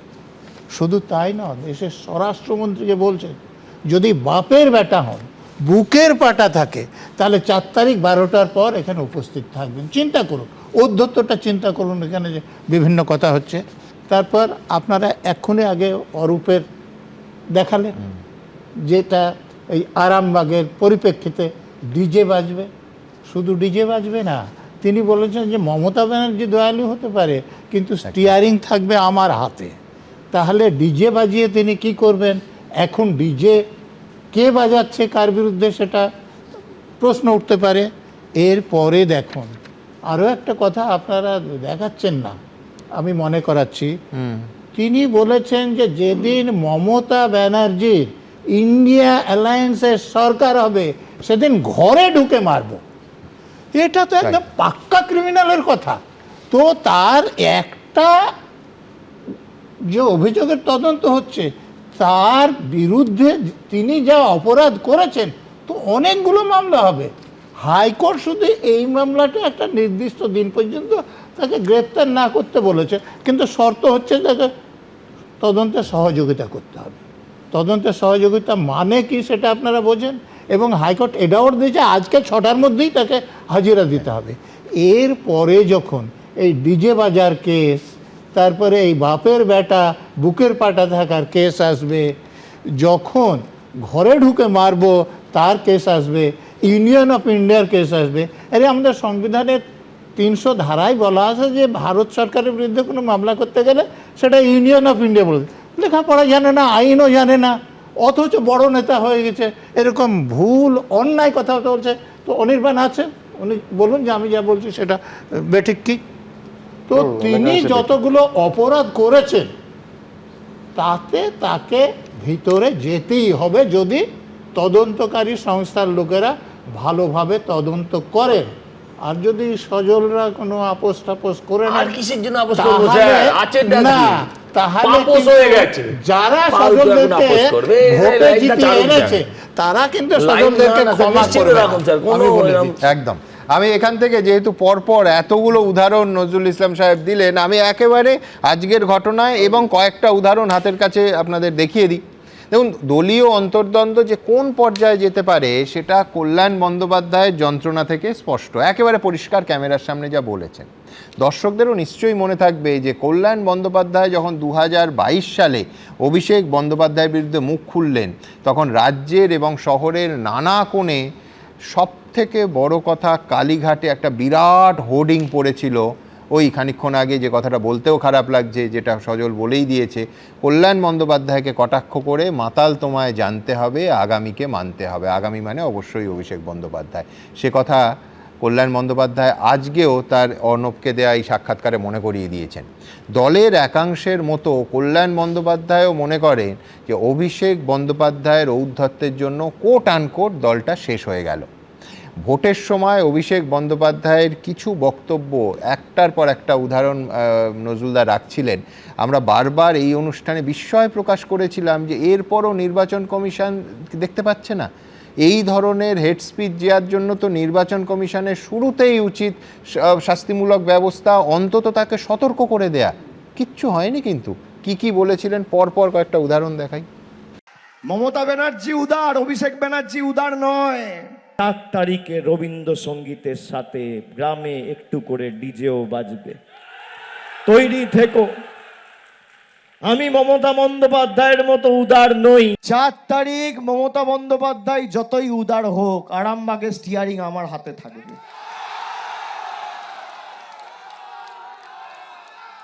ডিজে তো বাজবেই, এমন জোরে বাজবে কান ঝালাফালা করে দেবো। তোমরা যে ভাষায় বোঝো বন্ধু, অভিষেক ব্যানার্জি সে ভাষায় জবাব দিতে জানে। মমতা ব্যানার্জি বদলা নয় বদল চাই বলেছিল। মমতা বন্দ্যোপাধ্যায়ের এটা ভুল। 4 তারিখ জবাব হবে। ফল বেরোনোর পর সুদে আসলে জবাব দেবো, আমি কথা দিয়ে যাচ্ছি। 7 তারিখে তৃণমূল আরামবাগ জিতুক বা হারুক, আমরা গতবারও আরামবাগ হেরেছিলাম, গোঘাট হেরেছিলাম, খানাকুল হেরেছিলাম, পুরসুরা হেরেছিলাম, কিন্তু উদারতা পার পেয়ে গেছিলে। এবার আমি নিজে দায়িত্বে থাকব। 4 তারিখ 12টার পরে কোন জল্লাদের কত ক্ষমতা আর কার দিল্লির বাবা কাকে বাঁচাতে আসে আমি 4 তারিখ দেখব। আমি অমিত শাহকে বলবো, গুজরাটের কোন গুন্ডা এসে বাঙালিকে ভয় দেখানোর মতো এখনো সৎ সাহস ভারতের মাটিতে কারোর জন্ম হয়নি। আর আপনার যদি বুকের পাটা থাকে আর আপনি যদি বাপের বেটা হন, 4 তারিখ দুপুরে কলকাতায় আর বাংলায় থাকবেন, 12টার পর দেখা হবে অমিত শাহ, কথা দিয়ে যাচ্ছি। এখানে জাহাঙ্গীর আমাকে আস্তে আস্তে বলেছে, দাদা সব দিয়েছো, একটা বৈদ্যুতিক চুল্লি করে দিতে হবে। আমি ভাবলাম 4 তারিখ ফল বেরোনোর পর কিছু লোক তো হার্ট অ্যাটাক করবে, তাদের সৎকারটাও ভালো করে করা আমাদের উচিত। করে দেবো, আমি কথা দিয়ে যাচ্ছি। লড়াই করে যত দ্রুত সম্ভব বৈদ্যুতিক চুল্লি হবে এখানে। শুধু ভাবুন, দিনের পর দিন এটা চলেছে এবং কল্পনা করুন যদি 4 তারিখ বিপুল সংখ্যাগরিষ্ঠতা নিয়ে তৃণমূল সরকারটা তৈরি হতো, এই রাজ্যের ছবিটা ঠিক কীরকম হতো? 21 নাকি তার থেকেও খারাপ? যাই হোক, আমি এবার বিমলদার কাছে আসবো। বিমলদা এই স্টুডিওতে প্রায়ই বলতেন, 5-6 বছর ধরে একটানা বলে আসছেন যে তৃণমূলটা পিসি ভাইপোর একটা প্রাইভেট লিমিটেড কোম্পানি, বহুবার এই স্টুডিওতে বসেই বলেছেন। আজ বিমলদার কেমন লাগছে যখন দেখছেন কল্যাণ ব্যানার্জি বলছে যে দিদিকে বাঁচতে হবে, রক্তের সম্পর্কের ভাইপোকে রাখবে, নাকি 40 বছর ধরে ছোট ভাইয়ের মতো কাজ যারা করেছে আমার মতো তাদের রাখবেন? আমি শুরুতেই বললাম না যে রক্তের বন্দ্যোপাধ্যায় নাকি ভক্তের বন্দ্যোপাধ্যায়, প্রায় সেই রকম। না সুমন, একটা কথা বলি, কল্যাণ ব্যানার্জি দীর্ঘদিন ধরে রাজনীতি করেছেন, তার অভিজ্ঞতা গুরুত্বপূর্ণ ডেফিনেটলি। তৃণমূল কংগ্রেস যখন তৈরি হচ্ছে ফরমেটিভ ফেজে এদের ভূমিকাটা গুরুত্বপূর্ণ ছিল, এবং সেই সময় সিপিএমের বিরুদ্ধে লড়াই কাকে বলে আমিও দেখেছি। এবং তৃণমূলের বহু মানুষ আছে যাদের ঘর বাড়ি তছনছ হয়ে গেছে, কিচ্ছু নেই, ঘর সংসার তছনছ করে দিয়েছে সিপিএম। সেই সময়কার লিডার, তার সম্পর্কে আমার বহু রকম কথা আছে, পরে বলবো সেগুলো। ওকে মোটেই আমি খুব শ্রদ্ধাজনক ব্যক্তি বলে মনে করি না, কিন্তু নিঃসন্দেহে তার একটা তো অভিজ্ঞতা রয়েছে। সেই লোকটিকে যখন শুনতে হয় যে মাতাল তোমায় জানতে হবে, আগামীকে মানতে হবে, আমার প্রশ্ন তারপরে কল্যাণ ব্যানার্জি গর্জে ওঠেননি কেন? আসলে একটা কথা বলি, এই যে যার কথা নিয়ে এত আলোচনা হচ্ছে, একবারই তার নাম করছি, বারবার নাম তার মুখে আনতে আমার ইচ্ছে করে না, অভিষেক ব্যানার্জি, এই লোকটি একটি immatured leader with a criminal mindset, আমি পরিষ্কার বলছি। এবং তার সঙ্গে দুর্নীতি করার এক ভয়াবহ রকমের মানে ক্যাপাসিটি রয়েছে, প্রকাশিত হবে আস্তে আস্তে। কত টাকা এখান থেকে বাইরে গেছে কি না গেছে যা সব শুনি, যেদিন বেরোবে সেদিন অনেক দিন চলবে। আমার সেদিন মনে হচ্ছিল যে তোমাদের ঘন্টাখানেক সঙ্গে সুমন করার আর কোনো ইস্যু পাওয়া যাবে কিনা। আমি নিশ্চিত 4-5 বছর পাবে, তোমরা কিছু করতে পারবে না, ইস্যু পরের পর আসবে। আসলে একটা কথা বলি, আমরা অভিষেক ব্যানার্জিকে নিঃসন্দেহে উদ্ধত, খারাপ সব বলি, যা বলার আমি তো বললামই। আমি একটা শব্দ বলছি, এখন সবাই ব্যবহার করে এঁচোড়ে পাকা নেতা, সবাই খুব বলে এখন এঁচোড়ে পাকা, সত্যি এঁচোড়ে পাকা। কিন্তু আমার কথা যে দিনের পর দিন তার উদ্ধত্তটা বাড়তে দিয়েছে কে বাড়তে দিয়েছে? ও হেলিকপ্টার করে যখন লিডার হচ্ছিল, লিডারটি বানিয়েছে কে? মমতা ব্যানার্জি। উনি তার দলের একটা নেতাকেও তো বিশ্বাস করতে পারেননি, তিনি বসিয়ে দিলেন একে। আর সবচেয়ে বড় কথা, যারা এখন অভিযোগ করছে ইনক্লুডিং কল্যাণ ব্যানার্জি, তারা তো ওই কম্পিটিটিভ সাইকোফ্যান্সি করে এর কাছেও তো যেতেন। প্রতিটি সভাই বলতেন না মমতা ব্যানার্জি জিন্দাবাদ, আমাদের সেনাপতি অভিষেক ব্যানার্জি জিন্দাবাদ, বলতেন। আজকে এগুলো বলছেন কেন? তখন এই সাহস আপনাদের হয়নি যে বেরিয়ে যাব, এই দলে থাকবো না।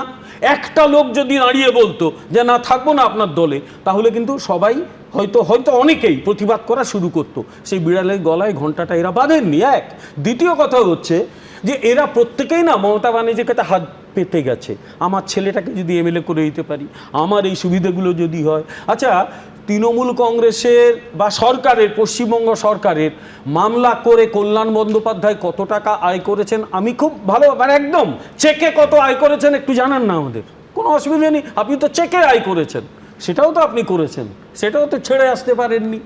ফলে ছেড়ে আসতে পেরেছিল কে? যাকে রোজ গালি দেন, তার নাম শুভেন্দু অধিকারী। এতগুলো ক্যাবিনেট দপ্তর, অনেক কিছু ফেলে দিয়ে চলে এসেছিল, এখনো তৃণমূলে সবাই গালি দেয়, কিন্তু জানে না যে এতগুলো দপ্তর এত গুরুত্ব ছেড়ে সে চলে এসেছিল, যার জন্য মানুষ তাকে মাথায় করে রেখেছে। ফলে এই ছবিটা বলুন, যে অভিষেক মনু সিংভিকে তৃণমূল কংগ্রেস রাজ্যসভায় পাঠিয়েছিল, তার প্রতি মাসের বিলটা কি হতো? একদম। তার বছরের বিলটা কত কোটি টাকায় গিয়ে দাঁড়াতো? কপিল সিব্বাল এবং অভিষেক মনু সিংভি একদম। দলের ভেতরের অনেকের মুখে শুনেছি, এখন খবর কাগজে পড়ি, টেলিভিশন চ্যানেলে, বিভিন্ন পডকাস্টে শুনি, এই এঁচোড়ে পাকা নেতাটি যখন যেতেন, সিনিয়র লিডাররা ভয়ে নাকি সরে যেতেন। তিনি যখন চোখ পাকিয়ে তাকাতেন, বাকিদের নাকি কাপড়ে চোপড়ে দশা হয়ে যেত। আমার মনে হয় সত্যি একটা অদ্ভুত চিড়িয়াখানা হয়েছিল এই দলটা। একজন এই যে বললো না চাবুক দেখাবে আর বাকিরা হাত তুলে নাচবে, ঠিক তাই হয়েছিল। একজন চাবুক দেখাতো, বাকিরা হাত তুলে নাচতো। নইলে আমি তো তাদেরও প্রশ্ন করবো, টেলিভিশন চ্যানেলে যারা এসে বসেছে, বারবার বলেছে 2021 সালের 2রা মে আমি 2021 সালের নির্বাচনে লড়েছিলাম, আমি জানি, আমি মানুষের কষ্ট নিজের চোখে দেখেছি।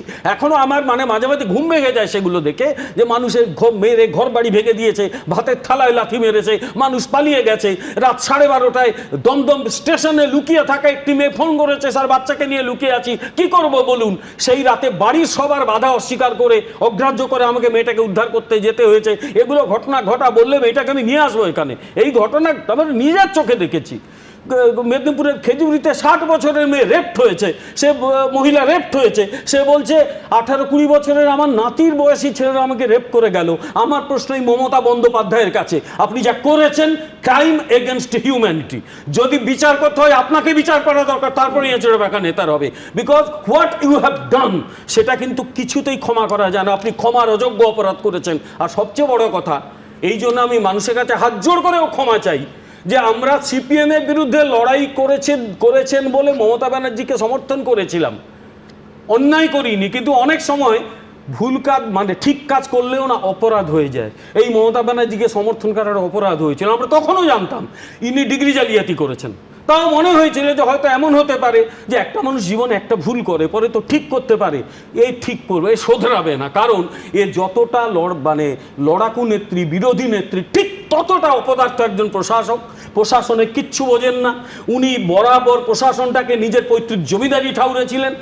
যেখানে যেখানে প্রশাসনিক মিটিং করতে যেতেন, প্রশাসন কি হবে দূরের কথা, তোড়ে সেন্ট্রাল গভর্নমেন্টকে গালি দিতেন, কাউকে ডাকতেন না, বিরোধীদের দুচ্ছাই করতেন। আর সবচেয়ে বড় কথা, বিরোধী থাকলে ওনার ভয় লাগতো যে ও আমার বিরোধিতা করছে মানে আমার কিছু ক্ষতি হয়ে যাবে। একদম সাপের মতো, সাপ কাছাকাছি কামড়াতে আসে, ও তাই চরিত্রটা ওই রকম। ফলে আমি এই এচড়ে পাকা নেতাটিকে যতটা দায়ী করি তার চেয়ে অনেক বেশি দায়ী করি মমতা বন্দ্যোপাধ্যায়কে। পশ্চিমবঙ্গের রাজনীতি আজকে যে সর্বনাশের জায়গায় পৌঁছেছে তার জন্য দায়ী মমতা বন্দ্যোপাধ্যায়। এবং যার জন্য বলি যে যখন তৃণমূলের বিরুদ্ধে লড়াই করছিলেন আমরা ওনার পাশে ছিলাম। আমরাও আজকে সেই ক্ষোভ থেকে বলি যে আমরাও কিন্তু এখন সবচেয়ে বেশি অপরাধী মনে করি এই মমতা বন্দ্যোপাধ্যায়কে। যা করেছেন তিনি ক্রাইম এগেনস্ট হিউম্যানিটি, বিচার হওয়া বাঞ্ছনীয়তার। বেশ, আমি কল্যাণ বন্দ্যোপাধ্যায় আজকে যা বলেছেন সেই প্রসঙ্গে আসব, কিন্তু তার আগে দ্রুত একবার দেখে নেব যে কল্যাণ বন্দ্যোপাধ্যায় এই কিছুদিন আগে যখন সিআইডি নোটিশ দিতে গেছিল, একেবারে সরাসরি এয়ারপোর্ট থেকে তিনি চলে এলেন, যখন সিআইডি ওই উঠোনে দফতরে যাচ্ছিল, এসে কার্যত ডিফেন্ড করছিলেন। আজকে সেই অভিষেক বন্দ্যোপাধ্যায়ের বিরুদ্ধে একেবারে প্রকাশ্যে মুখ খুলছেন কল্যাণ বন্দ্যোপাধ্যায়। আমি দ্রুত একবার সেই প্রতিবেদনটা নিয়ে কল্যাণ বন্দ্যোপাধ্যায়ের এই যন্ত্রণা তার সঙ্গে কোথাও মিলছে কি না এই প্রসঙ্গে আসব আরেকজনের কাছে, যিনি এই স্টুডিওর নিয়মিত অতিথি হতেন এবং সপ্তাহে 7 দিনের মধ্যে 4 দিন তো বটেই। তার নাম অরূপ চক্রবর্তী। কিন্তু তার আগে দেখাবো কল্যাণ বন্দ্যোপাধ্যায় এবং এই গত কয়েকদিনে আজকে সকালের আগে কল্যাণ বন্দ্যোপাধ্যায় কিন্তু আবার বলছি সেই শিবরাত্রি সলতের মতো যারা টিম হলেও জ্বলছিলেন এবং ডিফেন্ড করছিলেন কালীঘাট তৃণমূলকে। দেখুন, It is impossible for me to work because of this arrogant attitude of Abhishek Banerjee. Mamata Di has to decide whether Mamata Di will keep Abhishek or keep Banerjee. দুদে আইনজীবী, তৃণমূলের বর্ষিয়ান সাংসদ, দুঃখে সুখে, বিরোধী অবস্থায় কিংবা শাসকের যুগে, আন্দোলনে কিংবা আড্ডায়, মমতা বন্দ্যোপাধ্যায় দীর্ঘদিনের সঙ্গী কল্যাণ বন্দ্যোপাধ্যায়। তৃণমূলের প্রতীকে তিনি হুগলির শ্রীরামপুর থেকে 4 বার সাংসদ হয়েছেন। মমতা বন্দ্যোপাধ্যায়ের হয়ে গলা ফাটাচ্ছেন। কার্যত সবাই যখন বিদ্রোহী, তখন যে গুটি কয়েক ব্যক্তি মমতা বন্দ্যোপাধ্যায়ের পাশে রয়েছেন তার মধ্যেই তিনি একজন। কিন্তু সই জালিয়াতি কাণ্ডের মামলায় সেই কল্যাণ বন্দ্যোপাধ্যায় অভিষেক বন্দ্যোপাধ্যায়ের ওপর এত ক্ষুব্ধ হলেন যে কার্যত মমতা বন্দ্যোপাধ্যায়কে ডেডলাইন বেঁধে দিলেন। His misbehavior has destroyed everything. Everything he says thinks that he is a king. Even in the bad days.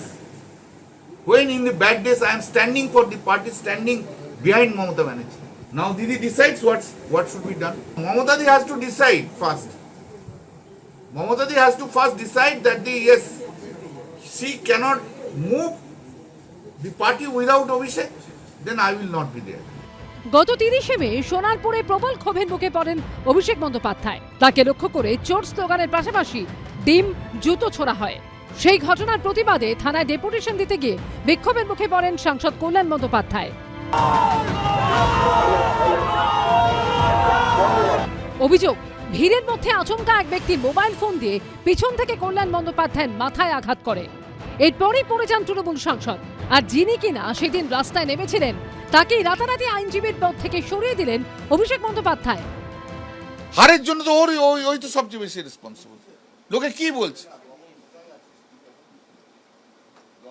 আমার মতো সৎ রাজনীতিবিদ কজন আছে আমি বলছি তোমাকে, ক্লেম করছি আমি, কিন্তু আমাকেও তো চোর শুনতে হচ্ছে ওর জন্য। মানে অভিষেক বন্দ্যোপাধ্যায়ের জন্য আপনার নিশ্চয়ই শুনতে হচ্ছে না 2022-এই তো আমি বলেছিলাম যে একে হবে না, এর দ্বারা দল থাকবে না, পুরনো ইয়ে বার করো দেখো। সই জালিয়াতি কাণ্ডে দুদিন আগেই কালীঘাটে মমতা বন্দ্যোপাধ্যায়ের বাড়ি লাগোয়া তৃণমূলের পার্টি অফিসে তল্লাশি চালায় সিআইডি। সেদিনও দিল্লি থেকে ফিরে সবার আগে সেখানে পৌঁছে গিয়েছিলেন কল্যাণ বন্দ্যোপাধ্যায়। মঙ্গলবার আমি দিল্লি থেকে তাড়াহুড়ো করে এলাম, প্রেস কনফারেন্স করেই তাড়াহুড়ো করে এলাম, এসে দেখলাম সার্চ হচ্ছে, আমি দিদির বাড়িতে গেলাম। শোভনদেব চট্টোপাধ্যায়কে বিরোধী দলনেতা করা হবে এই মর্মে দলের বিধায়কদের সই করা একটি প্রস্তাব বিধানসভায় জমা দিয়েছিলেন অভিষেক বন্দ্যোপাধ্যায়। সেই প্রস্তাবে মোট 13 জন বিধায়কের সই নকল করা হয়েছে বলে অভিযোগ ওঠে। আর সেই মামলা নেই যত বিপত্তি। সুকান্ত মুখোপাধ্যায়, সৌভিক মজুমদার ও অরিত্রিক ভট্টাচার্যের রিপোর্ট, এবিপি আনন্দ। দেখুন, স্পষ্ট করে বলি, কল্যাণ বন্দ্যোপাধ্যায়ের নানা কথা, নানা বিশ্লেষণ, নানা ব্যাখ্যা, তার প্রকাশভঙ্গি, বুদ্ধদেব ভট্টাচার্যকে নিয়ে কল্যাণ বন্দ্যোপাধ্যায়ের সেই মন্তব্য, এসব যাবতীয় কিছু নিয়ে আমাদের সমালোচনা ছিল, আছে, থাকবে। কিন্তু এর পাশাপাশি এটাও বহুবার বলেছি যে এই তৃণমূল কংগ্রেস নামক দলটা 2011 সালে এই দলটার ক্ষমতায় আসা, তার আগের আইনি লড়াই এবং তার পরের আইনি লড়াই, এতে কল্যাণ বন্দ্যোপাধ্যায়ের ভূমিকা নিয়ে অন্তত তৃণমূল কংগ্রেসের কিন্তু কৃতজ্ঞ থাকা উচিত। যে দুটো গণ আন্দোলনের স্তম্ভের ওপর দাঁড়িয়ে মমতা বন্দ্যোপাধ্যায় মুখ্যমন্ত্রী হলেন, সেই সিঙ্গুর আর নন্দীগ্রাম দুটো মামলাতেই জয় এসেছিল আইনজীবী কল্যাণ বন্দ্যোপাধ্যায়ের হাত ধরে। মমতা বন্দ্যোপাধ্যায়কেও বহুবার প্রকাশ্যে কল্যাণ বন্দ্যোপাধ্যায়ের অবদান মানতে হয়েছে। 2007 সালের 14ই ফেব্রুয়ারি সিঙ্গুরে 144 ধারা তোলার মামলার জয়ের পর খোদ মমতা বন্দ্যোপাধ্যায় প্রকাশ্যে অন ক্যামেরা কি বলেছিলেন দেখে নিই একবার। কল্যাণ যে কেসটি লড়াই করেছে এবং কল্যাণের সাথে যারা ছিলেন এবং মহামান্য আদালতের যে রায়, আমরা মনে করি এটা বিশেষ করে আজকের মা মাটি মানুষের আন্দোলনে এবং কৃষ্ণবী রক্ষার ক্ষেত্রে যে গণতান্ত্রিক আন্দোলন, সেই আন্দোলনের ক্ষেত্রে একটা মানুষের জয় এবং এটা সিঙ্গুরের জয়। দেখুন, সেদিনও দলের সাংসদদের বেশিরভাগ যখন বিদ্রোহী শিবিরে যোগ দিয়েছেন, আগের প্রতিবেদনে আপনাদের দেখালাম সিআইডি টিম মমতা বন্দ্যোপাধ্যায়ের উঠোনে পৌঁছেছে শুনেই প্রায় দৌড়ে সেখানে বিমানবন্দর থেকে সরাসরি পৌঁছে গেছিলেন কল্যাণ ব্যানার্জি এই অভিষেক ব্যানার্জির সই জালিয়াতির কেসে। আজ কল্যাণ ব্যানার্জি মমতা ব্যানার্জিকে আলটিমেটাম দিচ্ছেন যে দিদি যদি অভিষেককে নিয়ে চলতে থাকে তাহলে আমার পক্ষে আর দিদির পাশে থাকা সম্ভব নয়। আগেই বললাম, আমার পরের বক্তা সেই লোকটা কিছুদিন আগেই এই স্টুডিওতে অন্তত সপ্তাহে 3 থেকে 4 দিন তৃণমূলের অফিসিয়াল স্পোক্সপারসন হিসেবে যিনি আসতেন, অরূপ চক্রবর্তী। অরূপ, কোন যন্ত্রণা থেকে কল্যাণ বন্দ্যোপাধ্যায়দের এইসব কথা বলতে হচ্ছে, তার সঙ্গে তোমার ব্যক্তিগত দলের সঙ্গে দূরত্ব হওয়ার যন্ত্রণা এক কোনো সিমিলারিটি আছে কিনা? আর 2 হচ্ছে বারবার কৃষ্ণেন্দু নারায়ণ চৌধুরী থেকে বিশ্লেষণে যেটা উঠে আসছে সেটা হচ্ছে অন্ধ ধৃতরাষ্ট্রের ভূমিকায় নেত্রী মানো। সুমন, দেখো আর 3 ঘন্টা, আর 3 ঘন্টা পরে গ্রেটেস্ট শো অন আর্থ একদম। আর তুমি যখন শো শুরু করছিলে অনির্বাণকে বলার আগে তুমি অঞ্জন দত্তের দত্ত ভার্সেস দত্তর এক্সাম্পলটা দিলে, তো আমি ভাবছি গ্রেটেস্ট শো অন আর্থে আজকে মেক্সিকো ভার্সেস সাউথ আফ্রিকার যা টিআরপি আছে তার থেকে বোধহয় ব্যানার্জি ভার্সেস ব্যানার্জি পশ্চিমবঙ্গের টিআরপি খুব একটা কম থাকছে না এই মুহূর্তে দাঁড়িয়ে। একদম তোমার সাথেই আমি বলেছিলাম, এবং আমি যখন রিজাইন করেছিলাম পুরসভার পদ থেকে আমি পরিষ্কার বলেছিলাম যে এটা কোনো রাজনেতার বক্তব্য হতে পারে না যে শ্মশানের চুল্লিতে বিরোধীদের প্রয়োজন হতে পারে। তো নজরুলদা একটা ভুল বলেছেন যে হ্যাঁ, শ্মশানের চুল্লির সাথে নিশ্চিতভাবে কোনো সাংসদ তার এমপি ল্যাডের টাকায় শ্মশান, কবরস্থান সব জায়গায় কাজ করতে পারেন, কিন্তু সেটা কোনো রাজনেতার বক্তব্য হতে পারে না যে বিরোধী দলের জন্য চুল্লিটা প্রয়োজন আছে। এটা গণতন্ত্রের বক্তব্য আসতে পারে না। আজকে যে অভিষেকের সবার কথা দেখাচ্ছিলেন, আমার এখন মনে পড়ছে যে গোঘাটে তৃণমূলের একজন কর্মী মারা গেলেন, নালার মধ্যে তার দেহ উদ্ধার হলো, সম্ভবত সহদেব বাউরি তার নাম, ভদ্রলোকের সহদেব বাগ। আজকে এই যে ঘটনাগুলো ঘটছে, আজকে আপনি বলুন, আমি যখন সেদিনকে এই কথাটা বলেছিলাম যে এটা কোনো রাজনেতার বক্তব্য হতে পারে না, আমাকে কোট আনকোট দলের একটা বড় অংশ থেকে এবং বিশেষ করে সোশ্যাল মিডিয়ায় হঠাৎ করে আখ্যায়িত করা হলো। শ্রমিক ভট্টাচার্য একটা স্টেটমেন্ট দিয়েছিলেন ভালো তৃণমূল, তা আমি নাকি ভালো তৃণমূল হতে চাইছি। আচ্ছা, কল্যাণদা তো আজকে বিকেলের আগে অবধি ভালো তৃণমূল ছিলেন না। তৃণমূলের এখন অনেক রকম ক্লাসিফিকেশন হচ্ছে, ঋত, ধৃত, মৃত। আমি জীবিত না মৃত আমি বুঝতে পারছি না, আমি প্রত্যাখ্যাত বা পরিত্যক্ত হিসেবেই বলছি। আমি চুরি হয়ে যাওয়া। যাই হোক, ঋত গৌরব তোমার পুনরুদ্ধার হতে পারে, আমি আমারটা বলিনি। আমি জানতে চাইছি যে কল্যাণদা তো আজকে বিকেলের আগে অবধি, এমনকি আমার মনে আছে সেদিনকে যখন আমি স্টেটমেন্ট দিচ্ছি অভিষেক বন্দ্যোপাধ্যায় এই স্টেটমেন্টটা গণতন্ত্রে ওয়েলকামিং সিদ্ধান্ত হতে পারে না, সেদিনকেও কল্যাণদা আমাকে অ্যাটাক করেছেন, তোমার চ্যানেলের মাধ্যমে আমাকে আমার বিরুদ্ধে কল্যাণদা স্টেটমেন্ট দিয়েছেন। তো কল্যাণদা তো ভালো কোট আনকোট শ্রমিক ভট্টাচার্য ভালো তৃণমূল হতে চাননি, তাহলে কল্যাণদাকে কেন এই স্টেটমেন্টগুলো দিতে হচ্ছে? আজকে বলুন, আমি অনির্বাণের সাথে অনেক বিষয়ে সহমত যে হ্যাঁ, সিঙ্গেল পয়েন্ট আউট করা ঠিক নয়। আচ্ছা, কদিন আগে তৃণমূল কংগ্রেসে, দেখুন আমি তো তৃণমূল কংগ্রেসের বিষয় বলার মালিক বা এখতিয়ার আমার নেই, তৃণমূল কংগ্রেসের সিদ্ধান্ত নেন মমতা ব্যানার্জি বা অভিষেক ব্যানার্জি, আমরা তাই জেনে এসেছি এবং আমরাও বলেছি। এই যে কুণালদার বক্তব্য দেখাচ্ছেন, কুণালদারই স্টেটমেন্ট ছিল মমতাদির নেতৃত্বে অভিষেকের সেনাপতিত্বে, এই কয়েনেসটা তো আমরাই বলেছি। তাহলে যখন তৃণমূলের কমিটি তৈরি হচ্ছে, সেটা মমতাদির নেতৃত্বে অভিষেকের সেনাপতিত্বে হচ্ছে। এই কমিটিতে যুব সভানেত্রী সায়নী ঘোষ, আমি জানি না, কুণালদাই আজকে বলছিলেন দেখলাম যে আমি কি কোভিডের সময়কার কোনো ছবি দেখছি, যে মুখে মাস্ক, চোখে সানগ্লাস, মাথায় টুপি, রাজ্যের যুব সভানেত্রী তিনি এয়ারপোর্ট থেকে আছেন। আমি যদি পুরনো ছবি হয় আমি মার্জনা চাইব, আজকেরই ছবি। আবার ধরুন মহিলা পদে রাখা হয়েছে মালা রায়কে। মালাদিকে আমি অত্যন্ত রেসপেক্ট করি, আমি মালাদির থেকে প্রথম দিন থেকে কাজ শিখেছি, আমি তো মালাদিকে দোষ দিতে পারবো না। মালাদি যখন হেকেল ধরেন, মালাদির কিছুদিন আগে আমি সুমন আগের সাথেও বলেছি নি রিপ্লেসমেন্ট অপারেশন হয়েছে, মালাদি ভালো করে হাঁটতে পারেন না। মালাদির বিরুদ্ধে অ্যাটেম্প টু মার্ডার হয়েছে, কেস ফাইল হয়েছে, মালাদিকে কোর্টে গিয়ে জামিন নিতে হয়েছে। আমার প্রশ্ন তো এখানে যে মালাদি মেম্বার অফ পার্লামেন্ট, পার্লামেন্টে তৃণমূলের প্রতিনিধি দল, পার্লামেন্টের দলীয় নেতার নাম ছিল অভিষেক বন্দ্যোপাধ্যায়, পার্লামেন্টে একটা নিন্দা প্রস্তাব তৃণমূল কংগ্রেস এনেছিল, মালাদির পাশে দাঁড়িয়েছিল। আজকে আমি যদি মালারায়, আমি যেটা মিডিয়ায় দেখছি, ন্যূনতম স্পিকারকে জানানো হয়েছে একজন মহিলা সাংসদের সঙ্গে এটা করা যায় না। আজকে যদি আমি জানি না এখনো সত্য, যদি মালারায় বিরোধী ব্লকের সাথে সই করে থাকেন, মিডিয়ায় দেখেছি, আমি জানি না, তাহলে আমি মালারায়কে দোষ দিতে পারবো না তো। আজকে এটা তো সত্যি কথা, সিঙ্গেল পয়েন্ট। এই যে অনির্বাণ বললো যে আমি খারাপ সময় রয়েছি, ভালো সময় ছিলাম, খারাপ সময় পালিয়ে যাইনি। অনির্বাণ ভালো খারাপ সময় বলে মমতা ব্যানার্জির পাশে যেতে পারবে। আজকে যদি তৃণমূল জিততো, অনির্বাণ মঞ্চে তো দূর, মঞ্চের 3 হাত দূরে না 30 হাত দূরে থাকতে হতো, পাশে মমতা ব্যানার্জির পাশে সিরিয়ালের সেলিব্রিটিরা থাকতেন, এমএলএরা উঠতে পারেননি মঞ্চে দিনের পর দিন।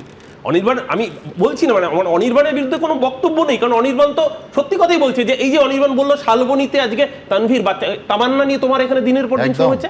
আচ্ছা, কেন শো হয়েছে? কারণ বিরোধী দল সিপিএম বা বিজেপি সেটাকে ইস্যু করেছে, হাইলাইট করেছে। আজকে তৃণমূল কংগ্রেসের তো উচিত ছিল তানভীরের কেসটা, কুণালদা একমাত্র বলেছে, অনির্বাণ এখানে বললো তৃণমূল কংগ্রেস দল হিসেবে বিরোধী দলের কাজ তো সরকারের চোখে আঙুল দিয়ে তার ভুলগুলোকে তুলে ধরা। আজকে দুর্গাপুরের গণধর্ষণ কাণ্ডে তৃণমূল কংগ্রেসের কি রোল রয়েছে, কোন মিছিল করেছে, কোন প্রতিবাদ করেছে?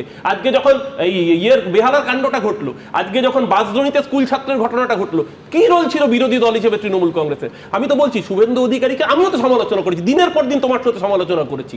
আজকে আমরা এই শোতেই বলতাম যে বিরোধী দলের দুর্ভাগ্য তাদের কোনো মমতা ব্যানার্জি নেই, কিন্তু তাদের একটা শুভেন্দু অধিকারী ছিল, অন্তত লড়ে তো গেছে। আজ ভালো হতে পারে, খারাপ হতে পারে। কিন্তু অরূপ একটা জিনিস বলো, এটা হচ্ছে 6 তারিখের জাগো বাংলা, আমি কালকেও দর্শকদের দেখিয়েছি, এখানে একেবারে ছাপা হলো যে সমস্ত দলের খোল নলচে পাল্টে যে এরা আর কি শেষ পর্যন্ত থাকবে। বুঝতেই পারছেন, যুব সভানেত্রী সায়নী ঘোষ, মহিলা সভানেত্রী মালা রায়, এটা হচ্ছে 5 তারিখের সিদ্ধান্ত, 6 জুনে জাগো বাংলা ছাপা হচ্ছে। আমি বলছি শেষ মুহূর্ত অবধি দলও জানে না যে তার সাংসদরা নতুন করে যাদের পদে বসানো হচ্ছে, চেয়ারে বসানো হচ্ছে, তাদের মানে মনে কি আছে, অথবা দলের প্রতি তাদের ক্ষোভ আছে কিনা, সমালোচনা হতে পারে। কিভাবে দল চলছে, এই রেসপন্সিবিলিটিটা কে নেবে? এটা বললে কি ভালো তৃণমূল হতে হবে? তা দল যখন আমরা এই কল্যাণ বন্দ্যোপাধ্যায়কে 1 সপ্তাহ আগে চিফ হুইপ করা হয়েছে, আমি সেটাই বলতে চাইছি সুমন। দেখো, অল্প কিছু নেই, যে অনির্বাণ তো ঠিকই বলছে সিঙ্গেল পয়েন্ট আউট করা ঠিক না। আজকে বলুন তো, যখন দলে বিধায়কদের নিয়ে মিটিং হচ্ছে, সমর মুখার্জি প্রায় 100 ছুঁই একটা মানুষ কিছুদিন আগে নার্সিংহোমে ছিলেন। অশোক দেব, মানে অশোকদার মতো শ্রদ্ধেয় মানুষ যে আমাদের সজল রয়েছে, ও তো ছাত্র রাজনীতি করেছে, ও বুকে হাত দিয়ে অশোক দেবকে শ্রদ্ধা করে কি করে না? তাপস রায় রাজ্যের মন্ত্রী, সে অশোক দেবকে শ্রদ্ধা করে কি করে না? আজকে সেই মানুষগুলোকে, শোভনদেব চট্টোপাধ্যায় থেকে সুব্রত বক্সির মতো মানুষকে স্ট্যান্ডিং ওভেশন দিতে হবে, এই নির্দেশটাকে দিয়েছে অভিষেক বন্দ্যোপাধ্যায়। যদি সত্যি যদি দোষী হয়ে থাকেন, অভিষেক বন্দ্যোপাধ্যায়কে তৈরি করেছেন কে? আজকে এই প্রশ্নগুলো উঠবে না। আজকে যখন ক্ষমতা এসছে 2011, আমাদের কাছে মমতাদি মানে মুক্তি সূর্য, কারণ এটা তো অস্বীকার করে লাভ নেই, মমতাদি না থাকলে এই বাংলায় সিপিএম এর অপশাসন যেত না। কিন্তু মমতাদির পরেই যে ক্যারিসমাটিক লিডার ছিল, যাকে গোটা বাংলার ছাত্র যুব সমাজ ভালোবেসেছিল, সিঙ্গুর নন্দীগ্রাম আন্দোলনের অন্যতম রূপকারের নাম ছিল শুভেন্দু অধিকারী। শুভেন্দু অধিকারী 2011 ব্রিগেড, আমি তো প্যারাশুটে আসিনি তৃণমূলে, 2011 ব্রিগেড হয়েছে, সেবার রাস্তায় ভিক্টোরিয়া হাউসের সামনে হয়নি, পুরো মাঠে বৃষ্টিতে কাদার মধ্যে দাঁড়িয়ে কর্মীরা ব্রিগেড মঞ্চে উপস্থিত, কাতারে কাতারে মানুষ, সেবার দেবের সেটা নিয়ে সমালোচনা হয়েছিল পাগলু ডান্স নিয়ে। সেই ব্রিগেডের মঞ্চে কুণালদা তখন সঞ্চালনা করছিলেন এবং শুভেন্দু অধিকারী সেদিন সঞ্চালনা করেননি, তার সঞ্চালনার দায়িত্ব কেড়ে নেওয়া হয়েছিল। শুভেন্দু অধিকারী যুব সভাপতি, যেই যুব কর্মসূচি 21শে জুলাই, সেই মঞ্চে দাঁড়িয়ে ঘোষণা করা হয়েছিল যুবা।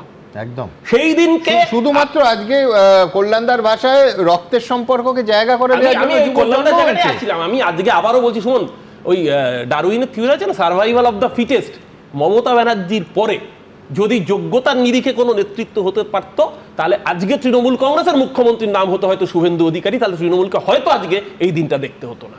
আমি একটা বিষয় অ্যাড করি, কোনো রকম কাউন্টার করছি না, ও যা বলেছে তার বক্তব্য। আমাদের কতগুলো মিথ এবার চেঞ্জ করার দরকার। আমাদের একটা অনেক আলোচনা হতো এখানে, মমতা বন্দ্যোপাধ্যায় পাবলিক পালস দারুণ বোঝেন, সেই মিথ নাম্বার 1, তিনি কিচ্ছু বোঝেন না পাবলিক পালস। সম্ভবত ক্ষমতার চশমা তার সেই বোধটাকে কেড়ে নিয়েছিল।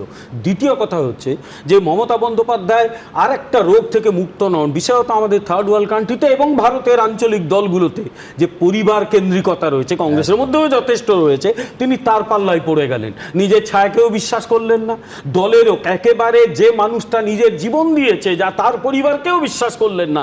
নিয়ে এলেন সেই সমস্ত মানুষগুলো যারা টেলিভিশনে মুখ দেখায়, যারা মানে ওই ইয়ে করে, সিনেমা করে, সিরিয়াল করে। সিনেমা সিরিয়াল করাটা অপরাধ কিচ্ছু নয়, তারা খেটে খায়, আমার কিচ্ছু বলার নেই। কিন্তু সেই লোকগুলো রাজনীতিটা বুঝবে কি?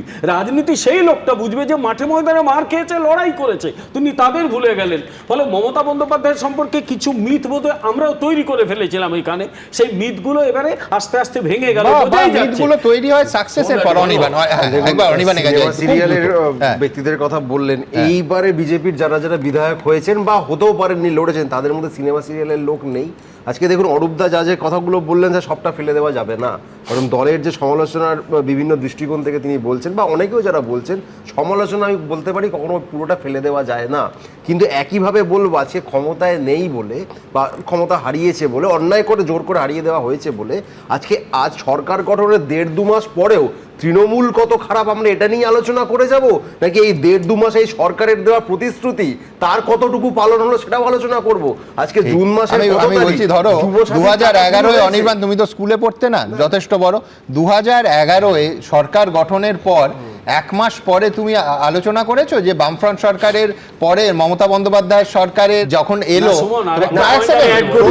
এইটা জবাব দেওয়া খুব প্রয়োজন। আমি বলছি যে কবে থেকে সেই সমালোচনা শুরু হলো? আমাদের আলোচনা সমালোচনা এক্স্যাক্টলি কামদুনির আগে তুমি মমতা বন্দ্যোপাধ্যায়ের সমালোচনা হয়েছিল। প্রথম কথা উনি তো বলতেন যে মুখে লিউকোপ্লাস লাগিয়ে রাখুন, সেটা তো অন্য কথা। তার থেকেও বেশি গুরুত্বপূর্ণ সুমনদা যে মানুষের এই মুহূর্তে অবস্থাটা কি, তাদের হইকে আমরা কোনো কথা বলতে পারবো না। মানুষ 208টা আসনে একটা দলকে জিতিয়ে এনেছে, মানুষের রায়টা তুমি দাবি যদি করো যে 1 মাসে পাল্টে গেছে, আমি বলছি, আমি শব্দটা বলতে চাই না, তুমি কোন স্বর্গে বাস করছো আমার জানা নেই, সেটা বাস্তব কি বাস্তব নয়, সেই হাহাকারগুলো নিয়ে আমরা কথা বলবো না। আচ্ছা ঠিক আছে, হাহাকার নিয়ে কথা বলবো, বুলডোজার দিয়ে যেভাবে ভেঙে দেওয়া হচ্ছে, সেটা সামনে যখন একটা বয়স্ক মহিলা দাঁড়িয়ে পড়ছে, তার চোখের জল নিয়ে আমরা কথা বলবো। পাশাপাশি একই গলায় বলতে হবে, বেআইনি দখলদারদের যদি সরকারি জমি থেকে উচ্ছেদ করা হয় সেটাকে সমর্থন করতে হবে, আমরা সে কথাটা বেআইনি দখলদারদের উচ্ছেদ করতে হবে, এটাও তো বলতে হবে। আমি আপনাকে বলছি, হকার আর দোকানদার রাস্তায় দুটো এক জিনিস। আমি আজকে হকার ইস্যুতে আলোচনা হচ্ছে না, ওটা বলবো তৃণমূল কি কখনো হকার উচ্ছেদ করেনি? শ্যামবাজারে করেছে, চাঁদনি চকে করেনি। আমি অন্য কথা বলবো যে হকার আর বেআইনি দখলদার গুলিয়ে দিলে হবে না। বলছি হকার মানে যে ঘুরে ঘুরে ব্যবসা করবে, আর যে পাকাপাকি দোকান করে ফেলেছে তাকে নিশ্চয়ই মেনে নেওয়া হবে না। আমি বলছি যে 15 বছর তোমরা ছিলে, তার আগে 50-35 বছর বামেরা ছিল, মানুষ হকার হয়ে গেল কেন? মানুষ হকার কি সাধে হয়েছিল? বেকার ছেলেটা হকারে পরিণত করলো কে? 15 বছরে তাদের দায়িত্ব তোমারও ছিল। গুজরাটে 25 বছর ধরে বিজেপি সরকার হকার নেই তো, না ভাবছিল এক মিনিট নেই তো কোনো আইন মেনে হকারি হলে কারোর কোনো আপত্তি নেই। কেন আপত্তি থাকবে? সাধারণ মানুষ হকারির মাধ্যমে সৎভাবে মাথার ঘাম পায়ে ফেলে রোজগার করছেন, কেন সেটা বেআইনি হবে? আমি বলছি যে সবাইকে অনুরোধ করব দিনকাল ভালো না, কে কখন ডিম নিয়ে গেটের মুখে দাঁড়িয়ে থাকবে ভাই বলতে পারবো না, এটা বুঝেই আপনারা বলুন। আপনারা ডেমোক্রেসিকে ডেমোক্রেসি করো না, ওটাও অন্যায়, ওটাই গণতান্ত্রিক নয়। সবাই পালিয়ে পালিয়ে ও দল থেকে ও দল যায় না। সব ঠিক আছে, হ্যাঁ হ্যাঁ, সবাই পালায় না। কেউ কেউ হনুমান হয় আমি জানি, আমি বলছি যে আমি ওটার মধ্যে যাচ্ছি না। আমি বলছি দেখুন এতক্ষণ যেটা অরূপদা বললেন খুবই ভালো বলেছেন, সত্যি কথাই বলেছেন, কিন্তু আমার না কলেজ জীবনে আমরা for the motion against the motion, এটা মানে যেমন হতো না আমি সেরকম ভাবছিলাম। ঠিক আমার বাঁদিকে বসেই এই লোকটা যেটা বলতো এখন ঠিক উল্টো দিকে গিয়ে একদম উল্টোটাই বলছে, ঠিক বলছে, সঠিকটা বলছে, বড্ড দেরিতে বলছে, এত দেরিতে বলছে যখন আর বলে সত্যি কোনো লাভ নেই। আমার বলার বক্তব্য হচ্ছে যে ঠিক আপনি যেটা বলেছেন যে ধরুন সায়নী ঘোষ, মালা রায়, যাকে পদ দিল তাও পালিয়ে গেল, আপনি বলুন তো যে নিজে পদগুলো বন্টন করলো সে পরের দিন গিয়ে অন্য দলে পালানোর জন্য কড়া নাড়তে লাগলো, আর এরা যদি দল ছেড়ে পালায় তাহলে এরা বেঈমান বিশ্বাসঘাতক হয়ে যাবে। আপনি আবার বলুন নিজে, আপনারা সারাদিন আপনারা দেখেছেন কিনা জানি না, বহু চ্যানেলে বলছিল কে ভাইস প্রেসিডেন্ট কে জেনারেল সেক্রেটারি, মানে অল ইন্ডিয়া জেনারেল সেক্রেটারি আবার কংগ্রেসের অল ইন্ডিয়া জেনারেল সেক্রেটারি হবে। আজকে যদিও তাই নিয়ে আর কোনো ট্যাপু নেই। আমার যে বক্তব্য, যে দল দিচ্ছে, দলে পদ দিচ্ছে, সেই অন্য দলে চলে যাচ্ছে, তো এই লোকগুলো কোথায় থাকবে? ঠিকই করেছে এরা। আমি বলছি দেখুন ও বলেছে সিনেমা সিরিয়ালে লোক নেই কি, রাজনীতিতে থাকবে, চিরকাল ছিল। আমি বলছি শতাব্দী রায়, আমার ভালো লাগুক না লাগুক পুরোদস্ত রাজনীতিবিদ, আমাদের ধরুন আমি অনির্বাণকে কাউন্টার করলাম না, তারা তো দাঁত কামড়ে মাটিতে লড়াইটা চলছে, হেরেছে আবার টিকিট পেয়েছে, এবার জিতেছে। কেলেঙ্কারি নিয়ে আমি যাই বলি না কেন, আমি ওকে দু চক্ষে দেখতে পারি না, এটা সত্যি, কিন্তু রাজনীতিবিদ হওয়ার চেষ্টা করছে। বিনা পয়সায় দেখছো, আমাকে বিনা পয়সায় দেখছো তোমরা, তোমাদের ভাগ্য। আমি আমাকে বিনা পয়সায় তোমরা দেখছো, এই তো তোমাদের কাছে যাওয়া ভালো লাগতে শুরু করে দিল এত তাড়াতাড়ি।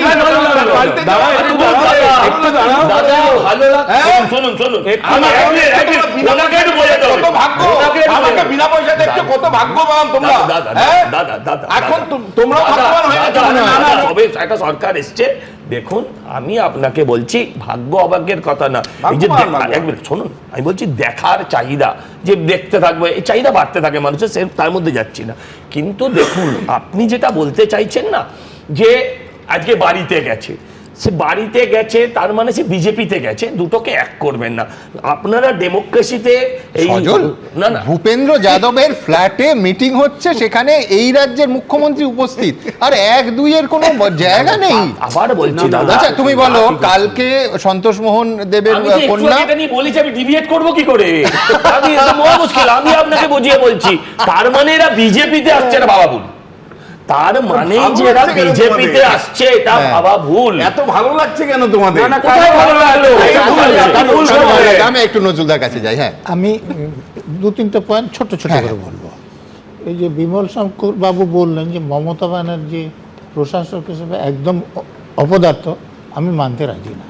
উনি প্রচণ্ড দক্ষ প্রশাসক, কিন্তু সমান দক্ষ অপরাধী। আপনারা আজকে উল্লেখ করছেন না কেন? তিনি বলেননি যে আমরা তৃণমূল হারতে পারে না, আমরা জিতে বসে আছি, বলছেন 4 তারিখে রেজাল্ট আউট হবে, শোনা যাচ্ছে ইন্ডি ব্লকে দুর্মুষ করব। তারপরে আর একটা কথা বলছি যে দেখুন যে 4 তারিখে যখন ভোটের রেজাল্ট আউট হবে, বিজেপি কর্পূরের মতো উড়ে যাবে। তারপর বিজেপির যারা করছেন তাদেরকে বিজ্ঞাপন দিয়ে বলতে হবে যে আমরা বিজেপি করি, লাগিয়ে ঘুরতে হবে, এইরকম অফার বলেছিল। তারপরে দেখুন আর একটা কথা বিমল শঙ্কর বাবু বলেছেন, আমি একমত নই, যে তিনি পাবলিক পালস কিছু বোঝেন না, খুব বোঝেন, কিন্তু ক্যালকুলেশনটা ভুল হয়েছিল অন্য জায়গায়। তিনি ভোটের পর ভোট রিগিং করে জিতে এসেছেন। 21 সালে যদি রিগিং না হতো মমতা ব্যানার্জি ক্ষমতায় আসতেন না। এই 26 সালে রিগিং করতে পারেননি বলে ক্ষমতায় আসেননি। একদম মানে তৃণমূল জিতলে সেটা রিগিং, আর হারলে সেটা রিগিং নয়। নজরুল বাবু আপনিও তো এখন বলছেন যে কিভাবে জিতেছে তৃণমূল, বিজেপি, সেটা অন্য প্রশ্ন। বলছি তো 4 মের গণনা কেন্দ্রের সিসিটিভি ফুটেজ প্রকাশ করে দিন না, নির্বাচন কমিশন করতে আপনি করে যান, আপনি করে যান, আপনি তো কি কোর্টে গিয়ে বলুন, আরে কোর্টে গিয়ে বলুন, এখানে বড় বড় বাতিল দিয়ে কি হবে? নির্বাচন কমিশন নিজে থেকে বিষয় ফিরতে হবে। হ্যাঁ, এমপি ল্যাডের কথা এসছে। হ্যাঁ, এমপি ল্যাডের আমি যতটুকু নিয়ম জানি, এমপি ল্যাডের জন্য একটা স্কেচ ম্যাপ করে কত টাকার এস্টিমেট দিয়ে দরখাস্ত করতে হয়, তারপরে সেটা এমপি অনুমোদন করলে যিনি এটা এক্সিকিউট করেন, যেমন ডায়মন্ড হারবারের জন্য হবে কালেক্টর, যেমন কলকাতার জন্য আছেন এই যে পুর কমিশনার, তারা প্রসেস করেন, তারপরে ফান্ড যায়। না না না না, ওই এই এমপি একটু ভুল হচ্ছে। এমপি আমি বলছি, ইচ্ছে করলেই না, না, কোথাও করে দিতে পারেন না। আরে ছাড়ুন না, চুল্লি তো গেছে, পুরো দলটাই চুল্লিতে ঢুকে গেছে। চুল্লি নিয়ে আলোচনা ছেড়ে দেন। যেহেতু কলকাতা পুরো দল থাকে আর চুল্লিতে। আমরা জানি, ধরুন এমপি ল্যাডে আপনি একটা কোনো পার্টিকুলার কাজের জন্য 5 আমার লাখ MP টাকা বা ল্যাড 10 নিয়ে লাখ বললো। টাকা অ্যালট করবেন, সেই টাকায় তখন ইঞ্জিনিয়ার এস্টিমেট করবে, তাতে যতটুকু কাজ হওয়ার সেটা সেই ফিনান্সিয়াল ইয়ারে হবে, যদি পুরো কাজ না হয় তাহলে পরের ফিনান্সিয়াল ইয়ারে হবে। আমার বক্তব্য, আমার নিউজ পয়েন্টটা হচ্ছে নজরুলদা, সেটা হচ্ছে এমপি ল্যাড হোক কিংবা বিশ্ব ব্যাংকের টাকা হোক। আমি বলছি, আমি যদি বলি যে বিরোধীদের হার্ট অ্যাটাক হবে এবং তাদের জন্য আমি চুল্লি করে দেবো, সেটা অগণতান্ত্রিক এবং অগণতান্ত্রিক। নির্বাচন কমিশনেরও এটা নজরে রাখা উচিত ছিল। কিন্তু এখান থেকে আমি একেবারে, যেহেতু কল্যাণ বন্দ্যোপাধ্যায় দিয়ে অনুষ্ঠান শুরু করেছিলাম, আমি কল্যাণ বন্দ্যোপাধ্যায়ের এই তৃণমূলের সঙ্গে যোগাযোগ, আজকে যারা তৃণমূলের সঙ্গে এখনও আছেন তাদের থেকেও বেশ কয়েক দশক পুরনো। কতটা, কোন কোন ক্ষেত্রে তৃণমূলের পাশে কল্যাণ বন্দ্যোপাধ্যায়ের সাহায্য না থাকলে হয়তো 2011-র ক্ষমতার জায়গাটাই তৈরি হতো না। দেখুন, কিন্তু আমাকেও তো চোচ্চ শুনতে হচ্ছে ওর জন্য। মানে অভিষেক বন্দ্যোপাধ্যায়ের জন্য আপনাকে কোর্ট, ক্রাইসিস, কল্যাণ, তৃণমূলে দীর্ঘদিন ধরেই এই তিনটে শব্দ কার্যত সমার্থক। যে কোনো ক্রাইসিসে, যে কোনো জটিল মামলায় মমতা বন্দ্যোপাধ্যায় যার উপর ভরসা করেছেন তিনি কল্যাণ বন্দ্যোপাধ্যায়। দশকের পর দশক ধরে কোর্টে অবধারিতভাবে যে মানুষটাকে গায়ে কালো কোট চাপিয়ে তৃণমূলের হয়ে সওয়াল করতে দেখা গেছে তিনি কল্যাণ বন্দ্যোপাধ্যায়। সেটা তৃণমূল বিরোধী থাকাকালীন সিঙ্গুর নন্দীগ্রামের মতো মোড় ঘুরিয়ে দেওয়া মামলা হোক, কিংবা এসআইআর বা আইপ্যাকের মতো সাম্প্রতিক হাই প্রোফাইল মামলা। কিন্তু সইজাল কাণ্ডে মামলার ক্ষেত্রে সেই কল্যাণ বন্দ্যোপাধ্যায়কেই হঠাৎ উপেক্ষা করলেন অভিষেক বন্দ্যোপাধ্যায়। সত্যি কথা, অভিষেক ব্যানার্জি দিদির ব্লাড রিলেশন, ভাইপো, কিন্তু 40 বছর আমরা দিদির জন্য খেটেছি। আমাদের সঙ্গে ব্লাড রিলেশন নয়, কিন্তু দিদিকে আজকে বুঝে নিতে হবে। 8-এর দশকের শুরুতে আইনজীবী হিসেবে ক্যারিয়ার শুরু করেন কল্যাণ বন্দ্যোপাধ্যায়, অর্থাৎ 40 বছরের বেশি আইনজীবী হিসেবে প্র্যাকটিস করছেন। তৃণমূলের ক্ষমতায় আসার রাস্তা তৈরি করেছিল সিঙ্গুর নন্দীগ্রাম। তবে এসব ইস্যুতে কোর্টে তৃণমূলের হয়ে আইনি লড়াইটা যিনি চালিয়েছিলেন তার নাম কল্যাণ বন্দ্যোপাধ্যায়। বিধানসভা ভোটের আগে আইপ্যাক মামলায় তৃণমূল যখন প্রশ্নের মুখে, তখন সেই মামলায় মমতা বন্দ্যোপাধ্যায়ের হয়ে সওয়াল করেছিলেন কল্যাণ বন্দ্যোপাধ্যায়। ভোটের আগে মমতা বন্দ্যোপাধ্যায় যখন এসআইআর নিয়ে সওয়াল করতে সুপ্রিম কোর্টে পৌঁছে গেছিলেন, তখনও তার পাশে ছিলেন সেই কল্যাণ বন্দ্যোপাধ্যায়। এবার অভিষেক বন্দ্যোপাধ্যায়ের আচরণে তিনি অপমানিত, আহত হয়ে মামলা থেকেই সরে গেলেন। এখানে বসগিরি করার জায়গা থাকে না, সম্মান শ্রদ্ধা সবাইকে করতে হয়। একটা 45 বছর আমার প্রফেশন তাকে এইভাবে ডিসরেসপেক্ট করছে, এত অ্যারোগেন্সি কেন মানতে যাবো?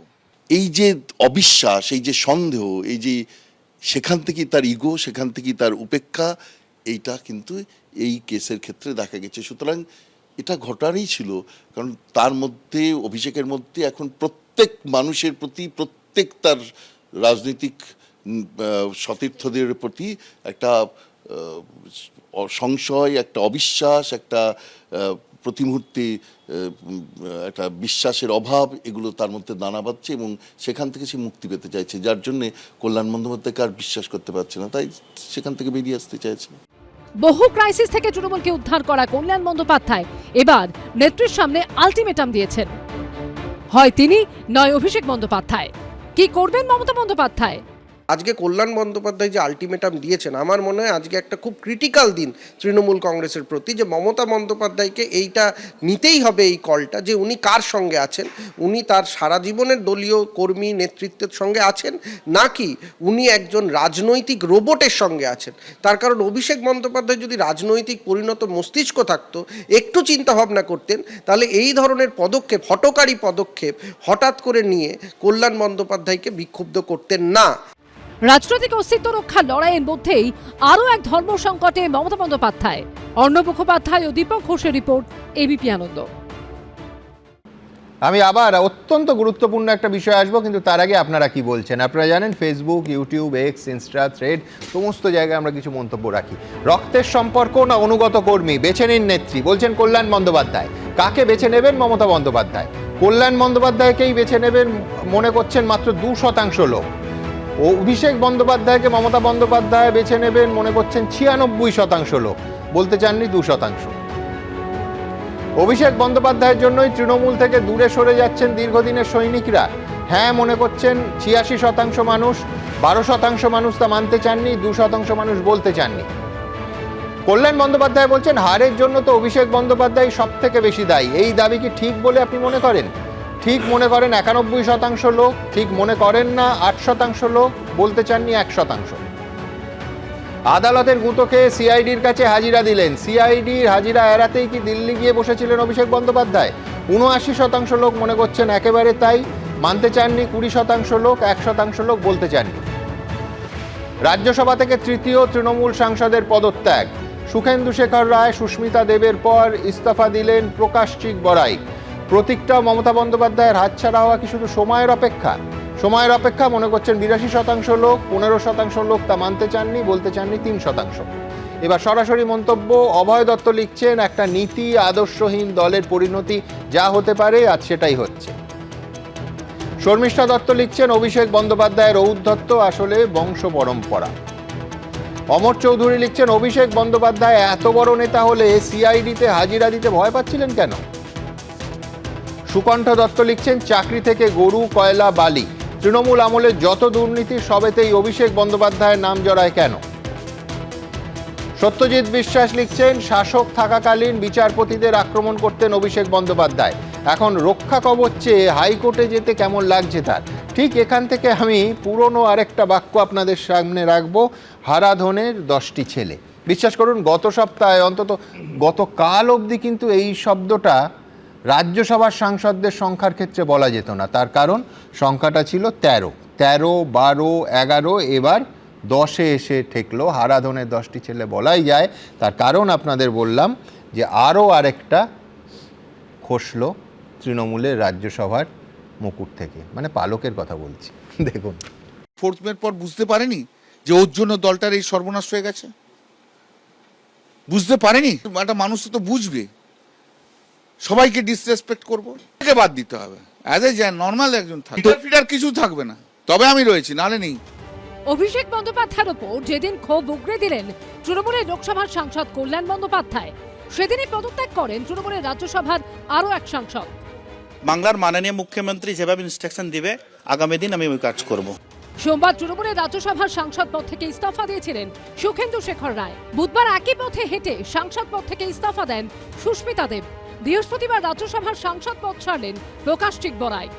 শুধু সাংসদ পদ নয়, তৃণমূলও ছাড়লেন তিনি। আর পদত্যাগ করেই মুখ্যমন্ত্রী শুভেন্দু অধিকারী সম্পর্কে তাঁর গলায় শোনা গেল তাৎপর্যপূর্ণ মন্তব্য। মাননীয় মুখ্যমন্ত্রী শুভেন্দু অধিকারী আমাদের দাদা যেভাবে আগামী দিন রায় দেবেন ওইভাবে আমরা কাজ করবো, ডেভেলপমেন্টকে নিয়ে কাজ করবো। আমিও নিজের পদ থেকে ইস্তফা দিলাম। 4 দিনে সংসদ পদ ছাড়লেন 3 জন। রাজ্যসভায় আরো দুর্বল হলো তৃণমূল। রাজ্যসভায় বর্তমানে তৃণমূলের সাংসদ সংখ্যা 13 থেকে কমে হলো 10। আলিপুরদুয়ারের বাসিন্দা প্রকাশচিক বড়াইক অভিষেক বন্দ্যোপাধ্যায়ের ঘনিষ্ঠ বলে পরিচিত ছিলেন। 2023 সালে তাকে রাজ্যসভায় পাঠায় তৃণমূল। পরে 2024 সালে লোকসভা ভোটে আলিপুরদুয়ার থেকে প্রার্থীও করা হয়েছিল প্রকাশচিক বড়াইককে, যদিও তিনি হেরে যান। আগামী পদক্ষেপ শুভেন্দু অধিকারী নেতৃত্বে কাজ, আমি তো বলে দিয়েছি। এদিন দুপুরেই দিল্লি থেকে কলকাতায় ফেরেন তৃণমূল সাংসদ সায়নী ঘোষ। সূত্রের খবর, বুধবার রাতেই যিনি কেন্দ্রীয় মন্ত্রী ভূপেন্দ্র যাদবের বাড়িতে বৈঠক করেন, উপস্থিত ছিলেন শুভেন্দু অধিকারীও। বৃহস্পতিবার কলকাতায় ফেরেন সায়নী ঘোষ। বিমানবন্দরে পরিচিত সাদা শাড়ি বা হাওয়াই চটিতে নয়, তার পরনে ছিল জিন্স টপ, সানগ্লাস, মুখ ঢাকা ছিল মাস্কে। উনি এত মুখ ঢাকতে যাবেন কেন? উনি এমন কি করেছেন যে মুখ ঢেকে চলাফেরা করবেন? এ তো পুরো করোনার সময়ের ছবি। এয়ারপোর্ট থেকে বেরোচ্ছেন যে মুখ ঢাকা, সে একটা ভয়ঙ্কর একটা গোপন গোপন গোপন গোপন ভাব। হয় তিনি দলে আছেন, নইলে তিনি একটা ভয়ঙ্কর বিপ্লবী। দুটোর মাঝখানে তো কিছু নেই, কিন্তু তার জন্য মুখটা ঢাকতে হবে কেন? পদত্যাগের হিড়িক, ইস্তফার ঢল, তছনছ সাজানো বাগান। শিবাশিস মৌলিক, বিজেন্দ্র সিংহ ও কৃষ্ণেন্দু অধিকারী রিপোর্ট, এবিপি আনন্দ। শুনুন, কল্যাণদা তো মমতা ব্যানার্জির আজকের সঙ্গী নন। মানে এখানে সিঙ্গুর নন্দীগ্রাম মামলার কথা হচ্ছে, আমি যদি ভুল না করে থাকি সজল আমি দুজনেই ছাত্র রাজনীতি শুরু করেছি 9-এর দশকে। সেই সময় পশ্চিমবাংলার সারা জাগানো মামলা ছিল তেলিনীপাড়া জুট মিলের, ভিক্টোরিয়া জুট মিলের ভিখারি পাসওয়ান। সেই মামলা থেকে কল্যাণ বন্দ্যোপাধ্যায়, মমতা বন্দ্যোপাধ্যায়ের মানে রাজ্যব্যাপী যে পরিচিতি, সেই মানুষটা যখন আজকে এই স্টেটমেন্ট দিতে হয়, কল্যাণদা তো আমাদের আগের দিন আমাকেই ক্রিটিসাইজ করেছেন, তারপরে দাঁড়িয়েও নেত্রীর প্রতি আনুগত্যে তো কল্যাণদার খামতি হয়নি। তাহলে আজকে কল্যাণদা, আমি জানতে চাইছি কোন ক্যাটাগরির তৃণমূলে পড়ছে, কি ভালো তৃণমূল না কালো তৃণমূল? কল্যাণদা কোন ক্যাটাগরির তৃণমূলে পড়ছে আমি বুঝতে পারছি না, কারণ আমি নিজেও মানে কনফিউজ। তৃণমূল আপনি কোন ক্যাটাগরি? কে তুমি? আপনি তুমি দরজা ভাঙা তৃণমূল, আমি পরিত্যক্ত তৃণমূল। তুমিও তৃণমূল ভাই, ওসব অস্বীকার ভাবেন না, তুমি করে দাও। আপনি তুমি দরজা ভাঙা তৃণমূল, পরিত্যক্ত না অনুতপ্ত? না, এখানে আমি আবারও বলছি, কল্যাণদা আজকে যা যা বলেছেন সেটা নিয়ে অবশ্যই বিতর্ক হওয়ার রসদ আছে বলে বিতর্ক হচ্ছে, কিন্তু এরপরে আমার একটাই কথা বলবো, দেখুন রাজনীতির জায়গাতে দিনের শেষে ইতিহাসের পাতায় একটা জিনিসই কাউন্ট হবে, ক্রাইসিসের সময় আপনি সেখানে ছিলেন, ইতিহাসের লড়াইয়ের ময়দানে আপনি ক্রাইসিসের সময় থাকার মতো আপনার মেরুদণ্ডের জোর ছিল নাকি ছিল না। দেখুন অনেক ব্যক্তি এরকম থাকতে পারেন, ব্যক্তি হিসেবে অত্যন্ত ভালো, কিন্তু তার সেই মেরুদণ্ডের জোর নাও থাকতে পারে, যাকে বিভিন্ন দলে লাফিয়ে লাফিয়ে ঘুরে বেড়াতে হচ্ছে। আবার কেউ থাকতে পারে মানুষ হিসেবে করে ভালো না, যারা কাজ করতে যায় তাদের নিয়ে আর কি কথা বলবো। বলছি, আমি কিন্তু বলছি যে যেই জায়গায় পৌঁছেছে এখন দলটা, সত্যিই মমতা বন্দ্যোপাধ্যায়কে কিন্তু এখন চূড়ান্ত সিদ্ধান্ত নিতে হবে যে তিনি অভিষেক বন্দ্যোপাধ্যায়কে সঙ্গে নিয়ে তৃণমূলটা করবেন নাকি অভিষেককে বাদ দিয়ে পরিষ্কার।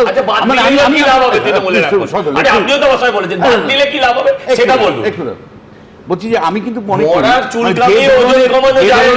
যে ধরনের বিভিন্ন ভাষ্য আসছে দলের থেকে, তাতে কিন্তু মমতা বন্দ্যোপাধ্যায়ের একটাই অপশন আছে, to expel Abhishek Bandyopadhyay from TMC.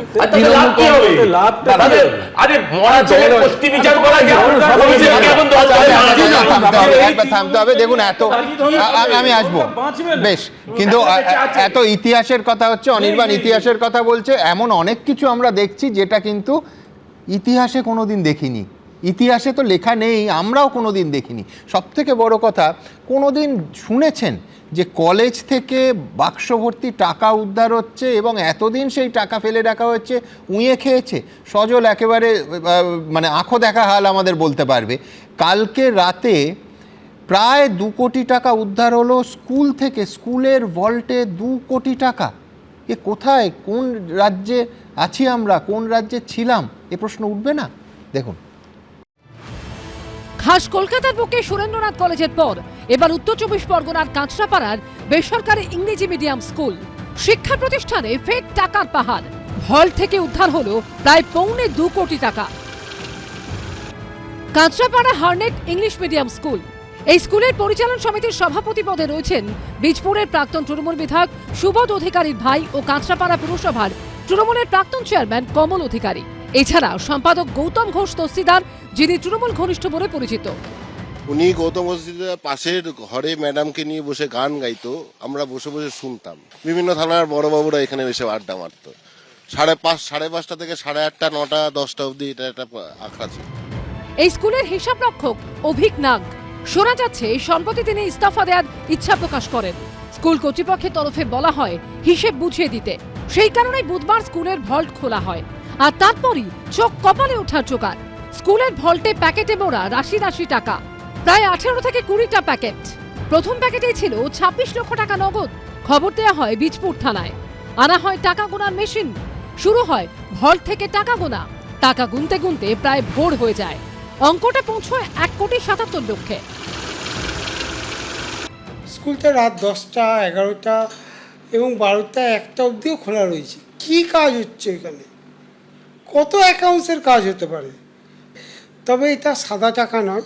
এত বাজে ব্যাপার, একটা স্কুল তাদের লম্পটের জায়গা, একটা লম্পট কমল অধিকারী এবং প্রাক্তন এমএলএ তার দাদা, এই 2 লম্পট এই স্কুলটাকে তছনছ করে দিয়েছে। তারপরে বেডরুম সেখানে। এরপরই বীজপুর থানায় স্কুলের পরিচালন সমিতির সভাপতি কমল অধিকারী, সম্পাদক গৌতম ঘোষ তস্তিদার, হিসাব রক্ষক অভিক নাগ ও জুনিয়র হিসাব রক্ষক শায়ন পালের বিরুদ্ধে অভিযোগ দায়ের করেন প্রিন্সিপাল। অ্যাকাউন্টেন্ট অভিক নাগের মোবাইল ফোন থেকে কিছু হোয়াটসঅ্যাপ চ্যাট উদ্ধার হয়েছে, সেখানে কেউ বা কারা তাকে টাকা কোথায় রাখতে হবে সেরকম নির্দেশ দিচ্ছে। গভর্নমেন্ট স্কুলে হেডমাস্টারকে এম্পাওয়ার্ড করা হয়েছে, লাস্ট এম্পাওয়ার্ড যেটা সেটা হচ্ছে 5,000 টাকা উনি রাখতে পারেন। লাস্ট 4 বছর কোনো সোসাইটি মিটিংও হয়নি, কোনো এসএমসি মিটিংও হয়নি। ঘটনার পর থেকে বেপাত্তা প্রাক্তন তৃণমূল বিধায়কের ভাই কাঁচরাপাড়া পুরসভার প্রাক্তন চেয়ারম্যান কমল অধিকারী। খোঁজ নেই স্কুল পরিচালন সমিতির সম্পাদক গৌতম ঘোষ তস্তিদারেরও। সমীরণ পালের রিপোর্ট, এবিপি আনন্দ, উত্তর 24 পরগনা। আমি নজরুলদার কাছে যাব। দর্শকরা ইতিমধ্যেই জানেন যে এই হচ্ছে সেই 3টে রেজলিউশন বুকের পাতা, যেখানে 14টা নাম স্পষ্ট দেখতে পাচ্ছেন ব্লক লেটারে। শুধু তাই নয়, এখানে 3 জন তৃণমূল কংগ্রেসের বিধায়ক, নির্বাচিত জনপ্রতিনিধি, তারা স্পষ্ট ভাষায় বলেছেন, অন ক্যামেরা বলেছেন, আমাদেরও ক্যামেরার সামনে বলেছেন যে তারা আসেননি, এই সইগুলো তাদের নয়। একজন তো বলেছেন যে তাই কলকাতাতেই আসেননি। সে যাই হোক, আমি বলছি যে নজরুলদা একটা কথা বলুন, সেটা হচ্ছে যে এই অরিজিনাল বইটা যেটা নিয়ে সিআইডির এত তল্লাশি, মমতা বন্দ্যোপাধ্যায়ের উঠোনে সিআইডি পৌঁছে গেল, অরিজিনাল বইটা অভিষেক বন্দ্যোপাধ্যায় দেওয়ার ক্ষেত্রে অসুবিধেটা কোথায়? এটা তো হতে পারে না যে এই রকম একটা গুরুত্বপূর্ণ মিটিং, যেখানে যদিও একাধিক বিধায়ক চিঠিতে কমপ্লেন করেছেন যে সেখানে সিদ্ধান্তই নেওয়া হয়নি শোভনদেব চট্টোপাধ্যায়কে বিরোধী দলনেতা হিসেবে, কিন্তু হোয়াট এভার ইট ইজ, একটা রেজলিউশন বুকের কপি তৃণমূল তো অভিষেক বন্দ্যোপাধ্যায় যখন যাবেন একদম অফিস থেকেই পাঠিয়ে দেওয়া উচিত ছিল, বা দেয়া যেত। সেটা দেয়া হচ্ছে না কেন? হারিয়ে তো যেতে পারে না? না, খুব পরিষ্কার। হ্যাঁ, রেজলিউশন হলে সেখানে প্রথমে কারা কারা উপস্থিত আছে তাদের সই করাতে হয়, তারপরে কি সিদ্ধান্ত হয়েছে, তারপরে যিনি পদাধিকার থাকেন সবশেষে তিনি সই করেন। এখানে কপি পাঠানোর জন্য অভিষেক ব্যানার্জি সই করেছে। ধরুন যদি অরিজিনাল খাতাটা দিয়ে দেওয়া হয়, তাহলে সেখানে এমএলএ সই বলে যেটা দেখানো হচ্ছে, সেইটার সঙ্গে যে নমুনা নেওয়া হয়েছে সেটা এক্সপার্টকে দিয়ে তদন্ত করলে সিআইডির ইনহাউস ফ্যাসিলিটি আছে, হ্যান্ডরাইটিং এর সঙ্গে সঙ্গে হ্যান্ডরাইটিং সঙ্গে সঙ্গে প্রমাণ। কিন্তু আমি বলছি যে আমি যদি অরিজিনাল খাতাটা না দেখাই তাহলে এই কেস থেকে আমি বেঁচে যাব না, কিন্তু অরিজিনাল খাতাটা নেওয়ার আইন আছে। ধরুন আমি জানি না যে অভিষেক ব্যানার্জিকে ডেকেছিলেন পুলিশের লোকেরা, সেটা তিনি অপরাধ হিসেবে ডাকারও ধারা আছে। আবার দেখুন আগে যেটা ছিল 91 সিআরপিসি, সেটা এখন 94 ওই বিএনএসএস হয়েছে। সেখানে তো আমি একটা ডকুমেন্ট প্রডিউস করার জন্য লিখতে পারি, মানে লিখিতভাবে, তো সিআইডি যদি সেটা করে অভিষেক ব্যানার্জিকে বলতে হবে যে তারা কেন দিতে পারছে না। তিনি যখন কপি পাঠিয়ে, খাতা লুকিয়েও শেষ রক্ষা হবে না, কিন্তু দেরি হবে, ওয়ান লাইনার দেরি হবে। বলছি যে তৃণমূলটা আমি করেছি, অরূপদা বসে আছেন, উনিও করেছেন, বাদিকে যে মুখপত্র অফিসিয়াল সে কখনো করেছে বলে আমার জানা নেই। আমি আপনাকে বলছি দায়িত্ব নিয়ে, তৃণমূলে এসব বই ফই খাতা পাতার কোনো বালাই নেই। যা ভাই বল শুনুন, হয়তো আমি ছিলাম, হ্যাঁ অরূপদাও এই কদিন আগে অব্দি ছিল, বলুক যে কখনো কোনো অ্যাপয়েন্টমেন্ট পেয়েছে, অফিসিয়াল অ্যাপয়েন্টমেন্ট। যা মমতাদি বিরোধী দলনেতা হতে গেলে 30 জন লাগে, তাহলে আমার 30 জন যেখানে সই করলে হয়ে যায়, তুমি বলো আমাকে একটা কোন যুক্তিতে ক্যানিং ইস্টের বিধায়ক বাহারুল সে 6 তারিখের মিটিং এ যায়নি, সে নিজে বলছে হয় কিনা বলো না, কাল্পনিক। এটা তো ভাই ভাই সঙ্গ নয়, ঠিক নয়। ধরুন 80 জন এমএলএ আছে, 30 জনের সই করে পাঠালেন, বাকি 70 জন যদি আরেকজনের সই করে আরেকজনের নাম পাঠায়, তো অরূপ যেটা বলছেন যে আমি আজকে অভিষেক বন্দ্যোপাধ্যায়ের বিষয় নিয়ে এত আলোচনা হচ্ছে, এবার অভিষেক বন্দ্যোপাধ্যায়কে যিনি গুরু মানেন, গুরু এবং নিজেকে পুষ্পা মানেন, আজকে তাকে একেবারে রাস্তায় হাঁটিয়ে অপরাধের পুনর্নির্মাণ, রিকনস্ট্রাকশন, ক্রাইম রিকনস্ট্রাকশন পরিভাষায় যাকে বলে, সেইটা হলো সেই জাহাঙ্গীর। দেখুন, ঝুঁকতে ঝুঁকতে একেবারে হাফ প্যান্টে রাস্তায় একদা তৃণমূলের দাপটে নেতা জাহাঙ্গীর খানকে এভাবেই হাফ প্যান্ট পরা অবস্থায় ঘোরালো পুলিশ। একাধিক ঘটনার পুনর্নির্মাণ করা হলো, দেখলেন ফলতার বাসিন্দারা। যে জাহাঙ্গীর খান এতদিন এলাকার ত্রাস ছিলেন, তিনি এখন ভিজে বেড়াল। সামনে কেন্দ্রীয় বাহিনী, চারপাশে পুলিশ। একসময় কলার তুলে ঘুরে বেড়ানো জাহাঙ্গীরকে এই দিন দেখা গেল চুপচাপ হেঁটে যেতে। টোটো থামিয়ে, বাইক থামিয়ে পুষ্পার প্যারেড দেখল ফলতাবাসী। যেসব লোক পুষ্পা ঝুঁকতা নেহিতেই বলছিলেন, মালিকের মতন একই স্টাইলের জিন্স, তার উপরে একই রঙের মানে সাদা রঙের শার্ট, মালিকের মতন সব রকম, মালিকের মতন মাইক্রোফোন ধরা, এবং তার দাদাও আবার সেরকম সব কথাবার্তা বলতেন। সবই তো ঝুঁকলো। মালিকের পোষা তিনি ওই অবস্থায় হাঁটলেন, মালিক কি অবস্থায় হাঁটে সেটা দেখার জন্য পশ্চিমবঙ্গের বাঙালি মুখিয়ে আছে। দক্ষিণ 24 পরগনার পর উত্তর 24 পরগনা, এখানেও চমক। ফের সন্দেশখালীতে উদ্ধার হলো অস্ত্র। বিপুল পরিমাণ অস্ত্র উদ্ধার করলো রাজ্য পুলিশের এসটিএফ। নেজার থানা এলাকার খারিয়াত কলোনিপাড়া থেকে উদ্ধার হলো 2000-এর বেশি রাউন্ড কার্তুজ। উদ্ধার হয়েছে 16টি আগ্নেয়াস্ত্র। ভেরির মধ্যে প্লাস্টিকে ঝোলানো অবস্থায় রাখা ছিল এই আগ্নেয়াস্ত্রগুলি। বয়ারমারি 1 নম্বর গ্রাম পঞ্চায়েত, যেটা নেজার থানার অন্তর্গত, উত্তর খড়িয়াট কলোনিপাড়া, এবং সেখানে একটি পুকুর থেকে 16টি আগ্নেয়াস্ত্র এবং 2000 রাউন্ড কার্তুজ উদ্ধার করা হয়েছে, এবং প্লাস্টিকে করে কার্তুজগুলো এবং আগ্নেয়াস্ত্রগুলো পুকুরের পাড়ে ছিল, সেখান থেকে উদ্ধার করা হয়। কলকাতা পুরসভার ধৃত প্রাক্তন মেয়র পরিষদ স্বপন সমাদ্দারকে বৃহস্পতিবার পেশ করা হয় আদালতে। নারকেলডাঙ্গা থানা থেকে তাকে বের করে নিয়ে যাওয়া হয় শিয়ালদা আদালতে। সেই সময় সেখানে উপস্থিত ছিলেন ভোট পরবর্তী হিংসায় নিহত অভিজিৎ সরকারের দাদা। স্বপন সমাদ্দার বেরোতেই তার উদ্দেশ্যে চোর খুনি স্লোগান দেন বিশ্বজিৎ সরকার।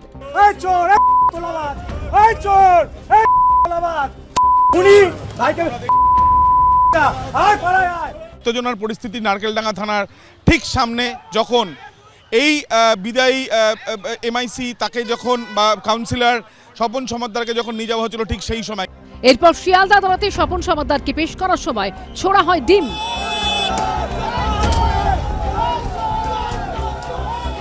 অভিজিৎ সরকার খুনের মামলায় এই দিন নগরদায়রা আদালতে হাজিরা দিতে যান বেলেঘাটার প্রাক্তন তৃণমূল বিধায়ক পরেশ পাল। সেখানেও পৌঁছন নিহত অভিজিৎ সরকারের দাদা বিশ্বজিৎ সরকার। সেখানেও পরেশ পালকে উদ্দেশ্য করে স্লোগান দেন তিনি।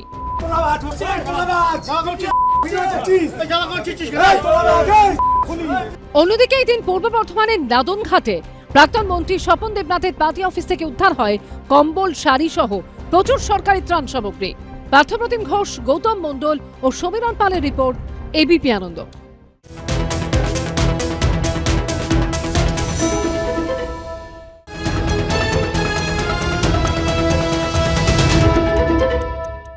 এবিপি আনন্দ, এগিয়ে থাকে, এগিয়ে রাখে।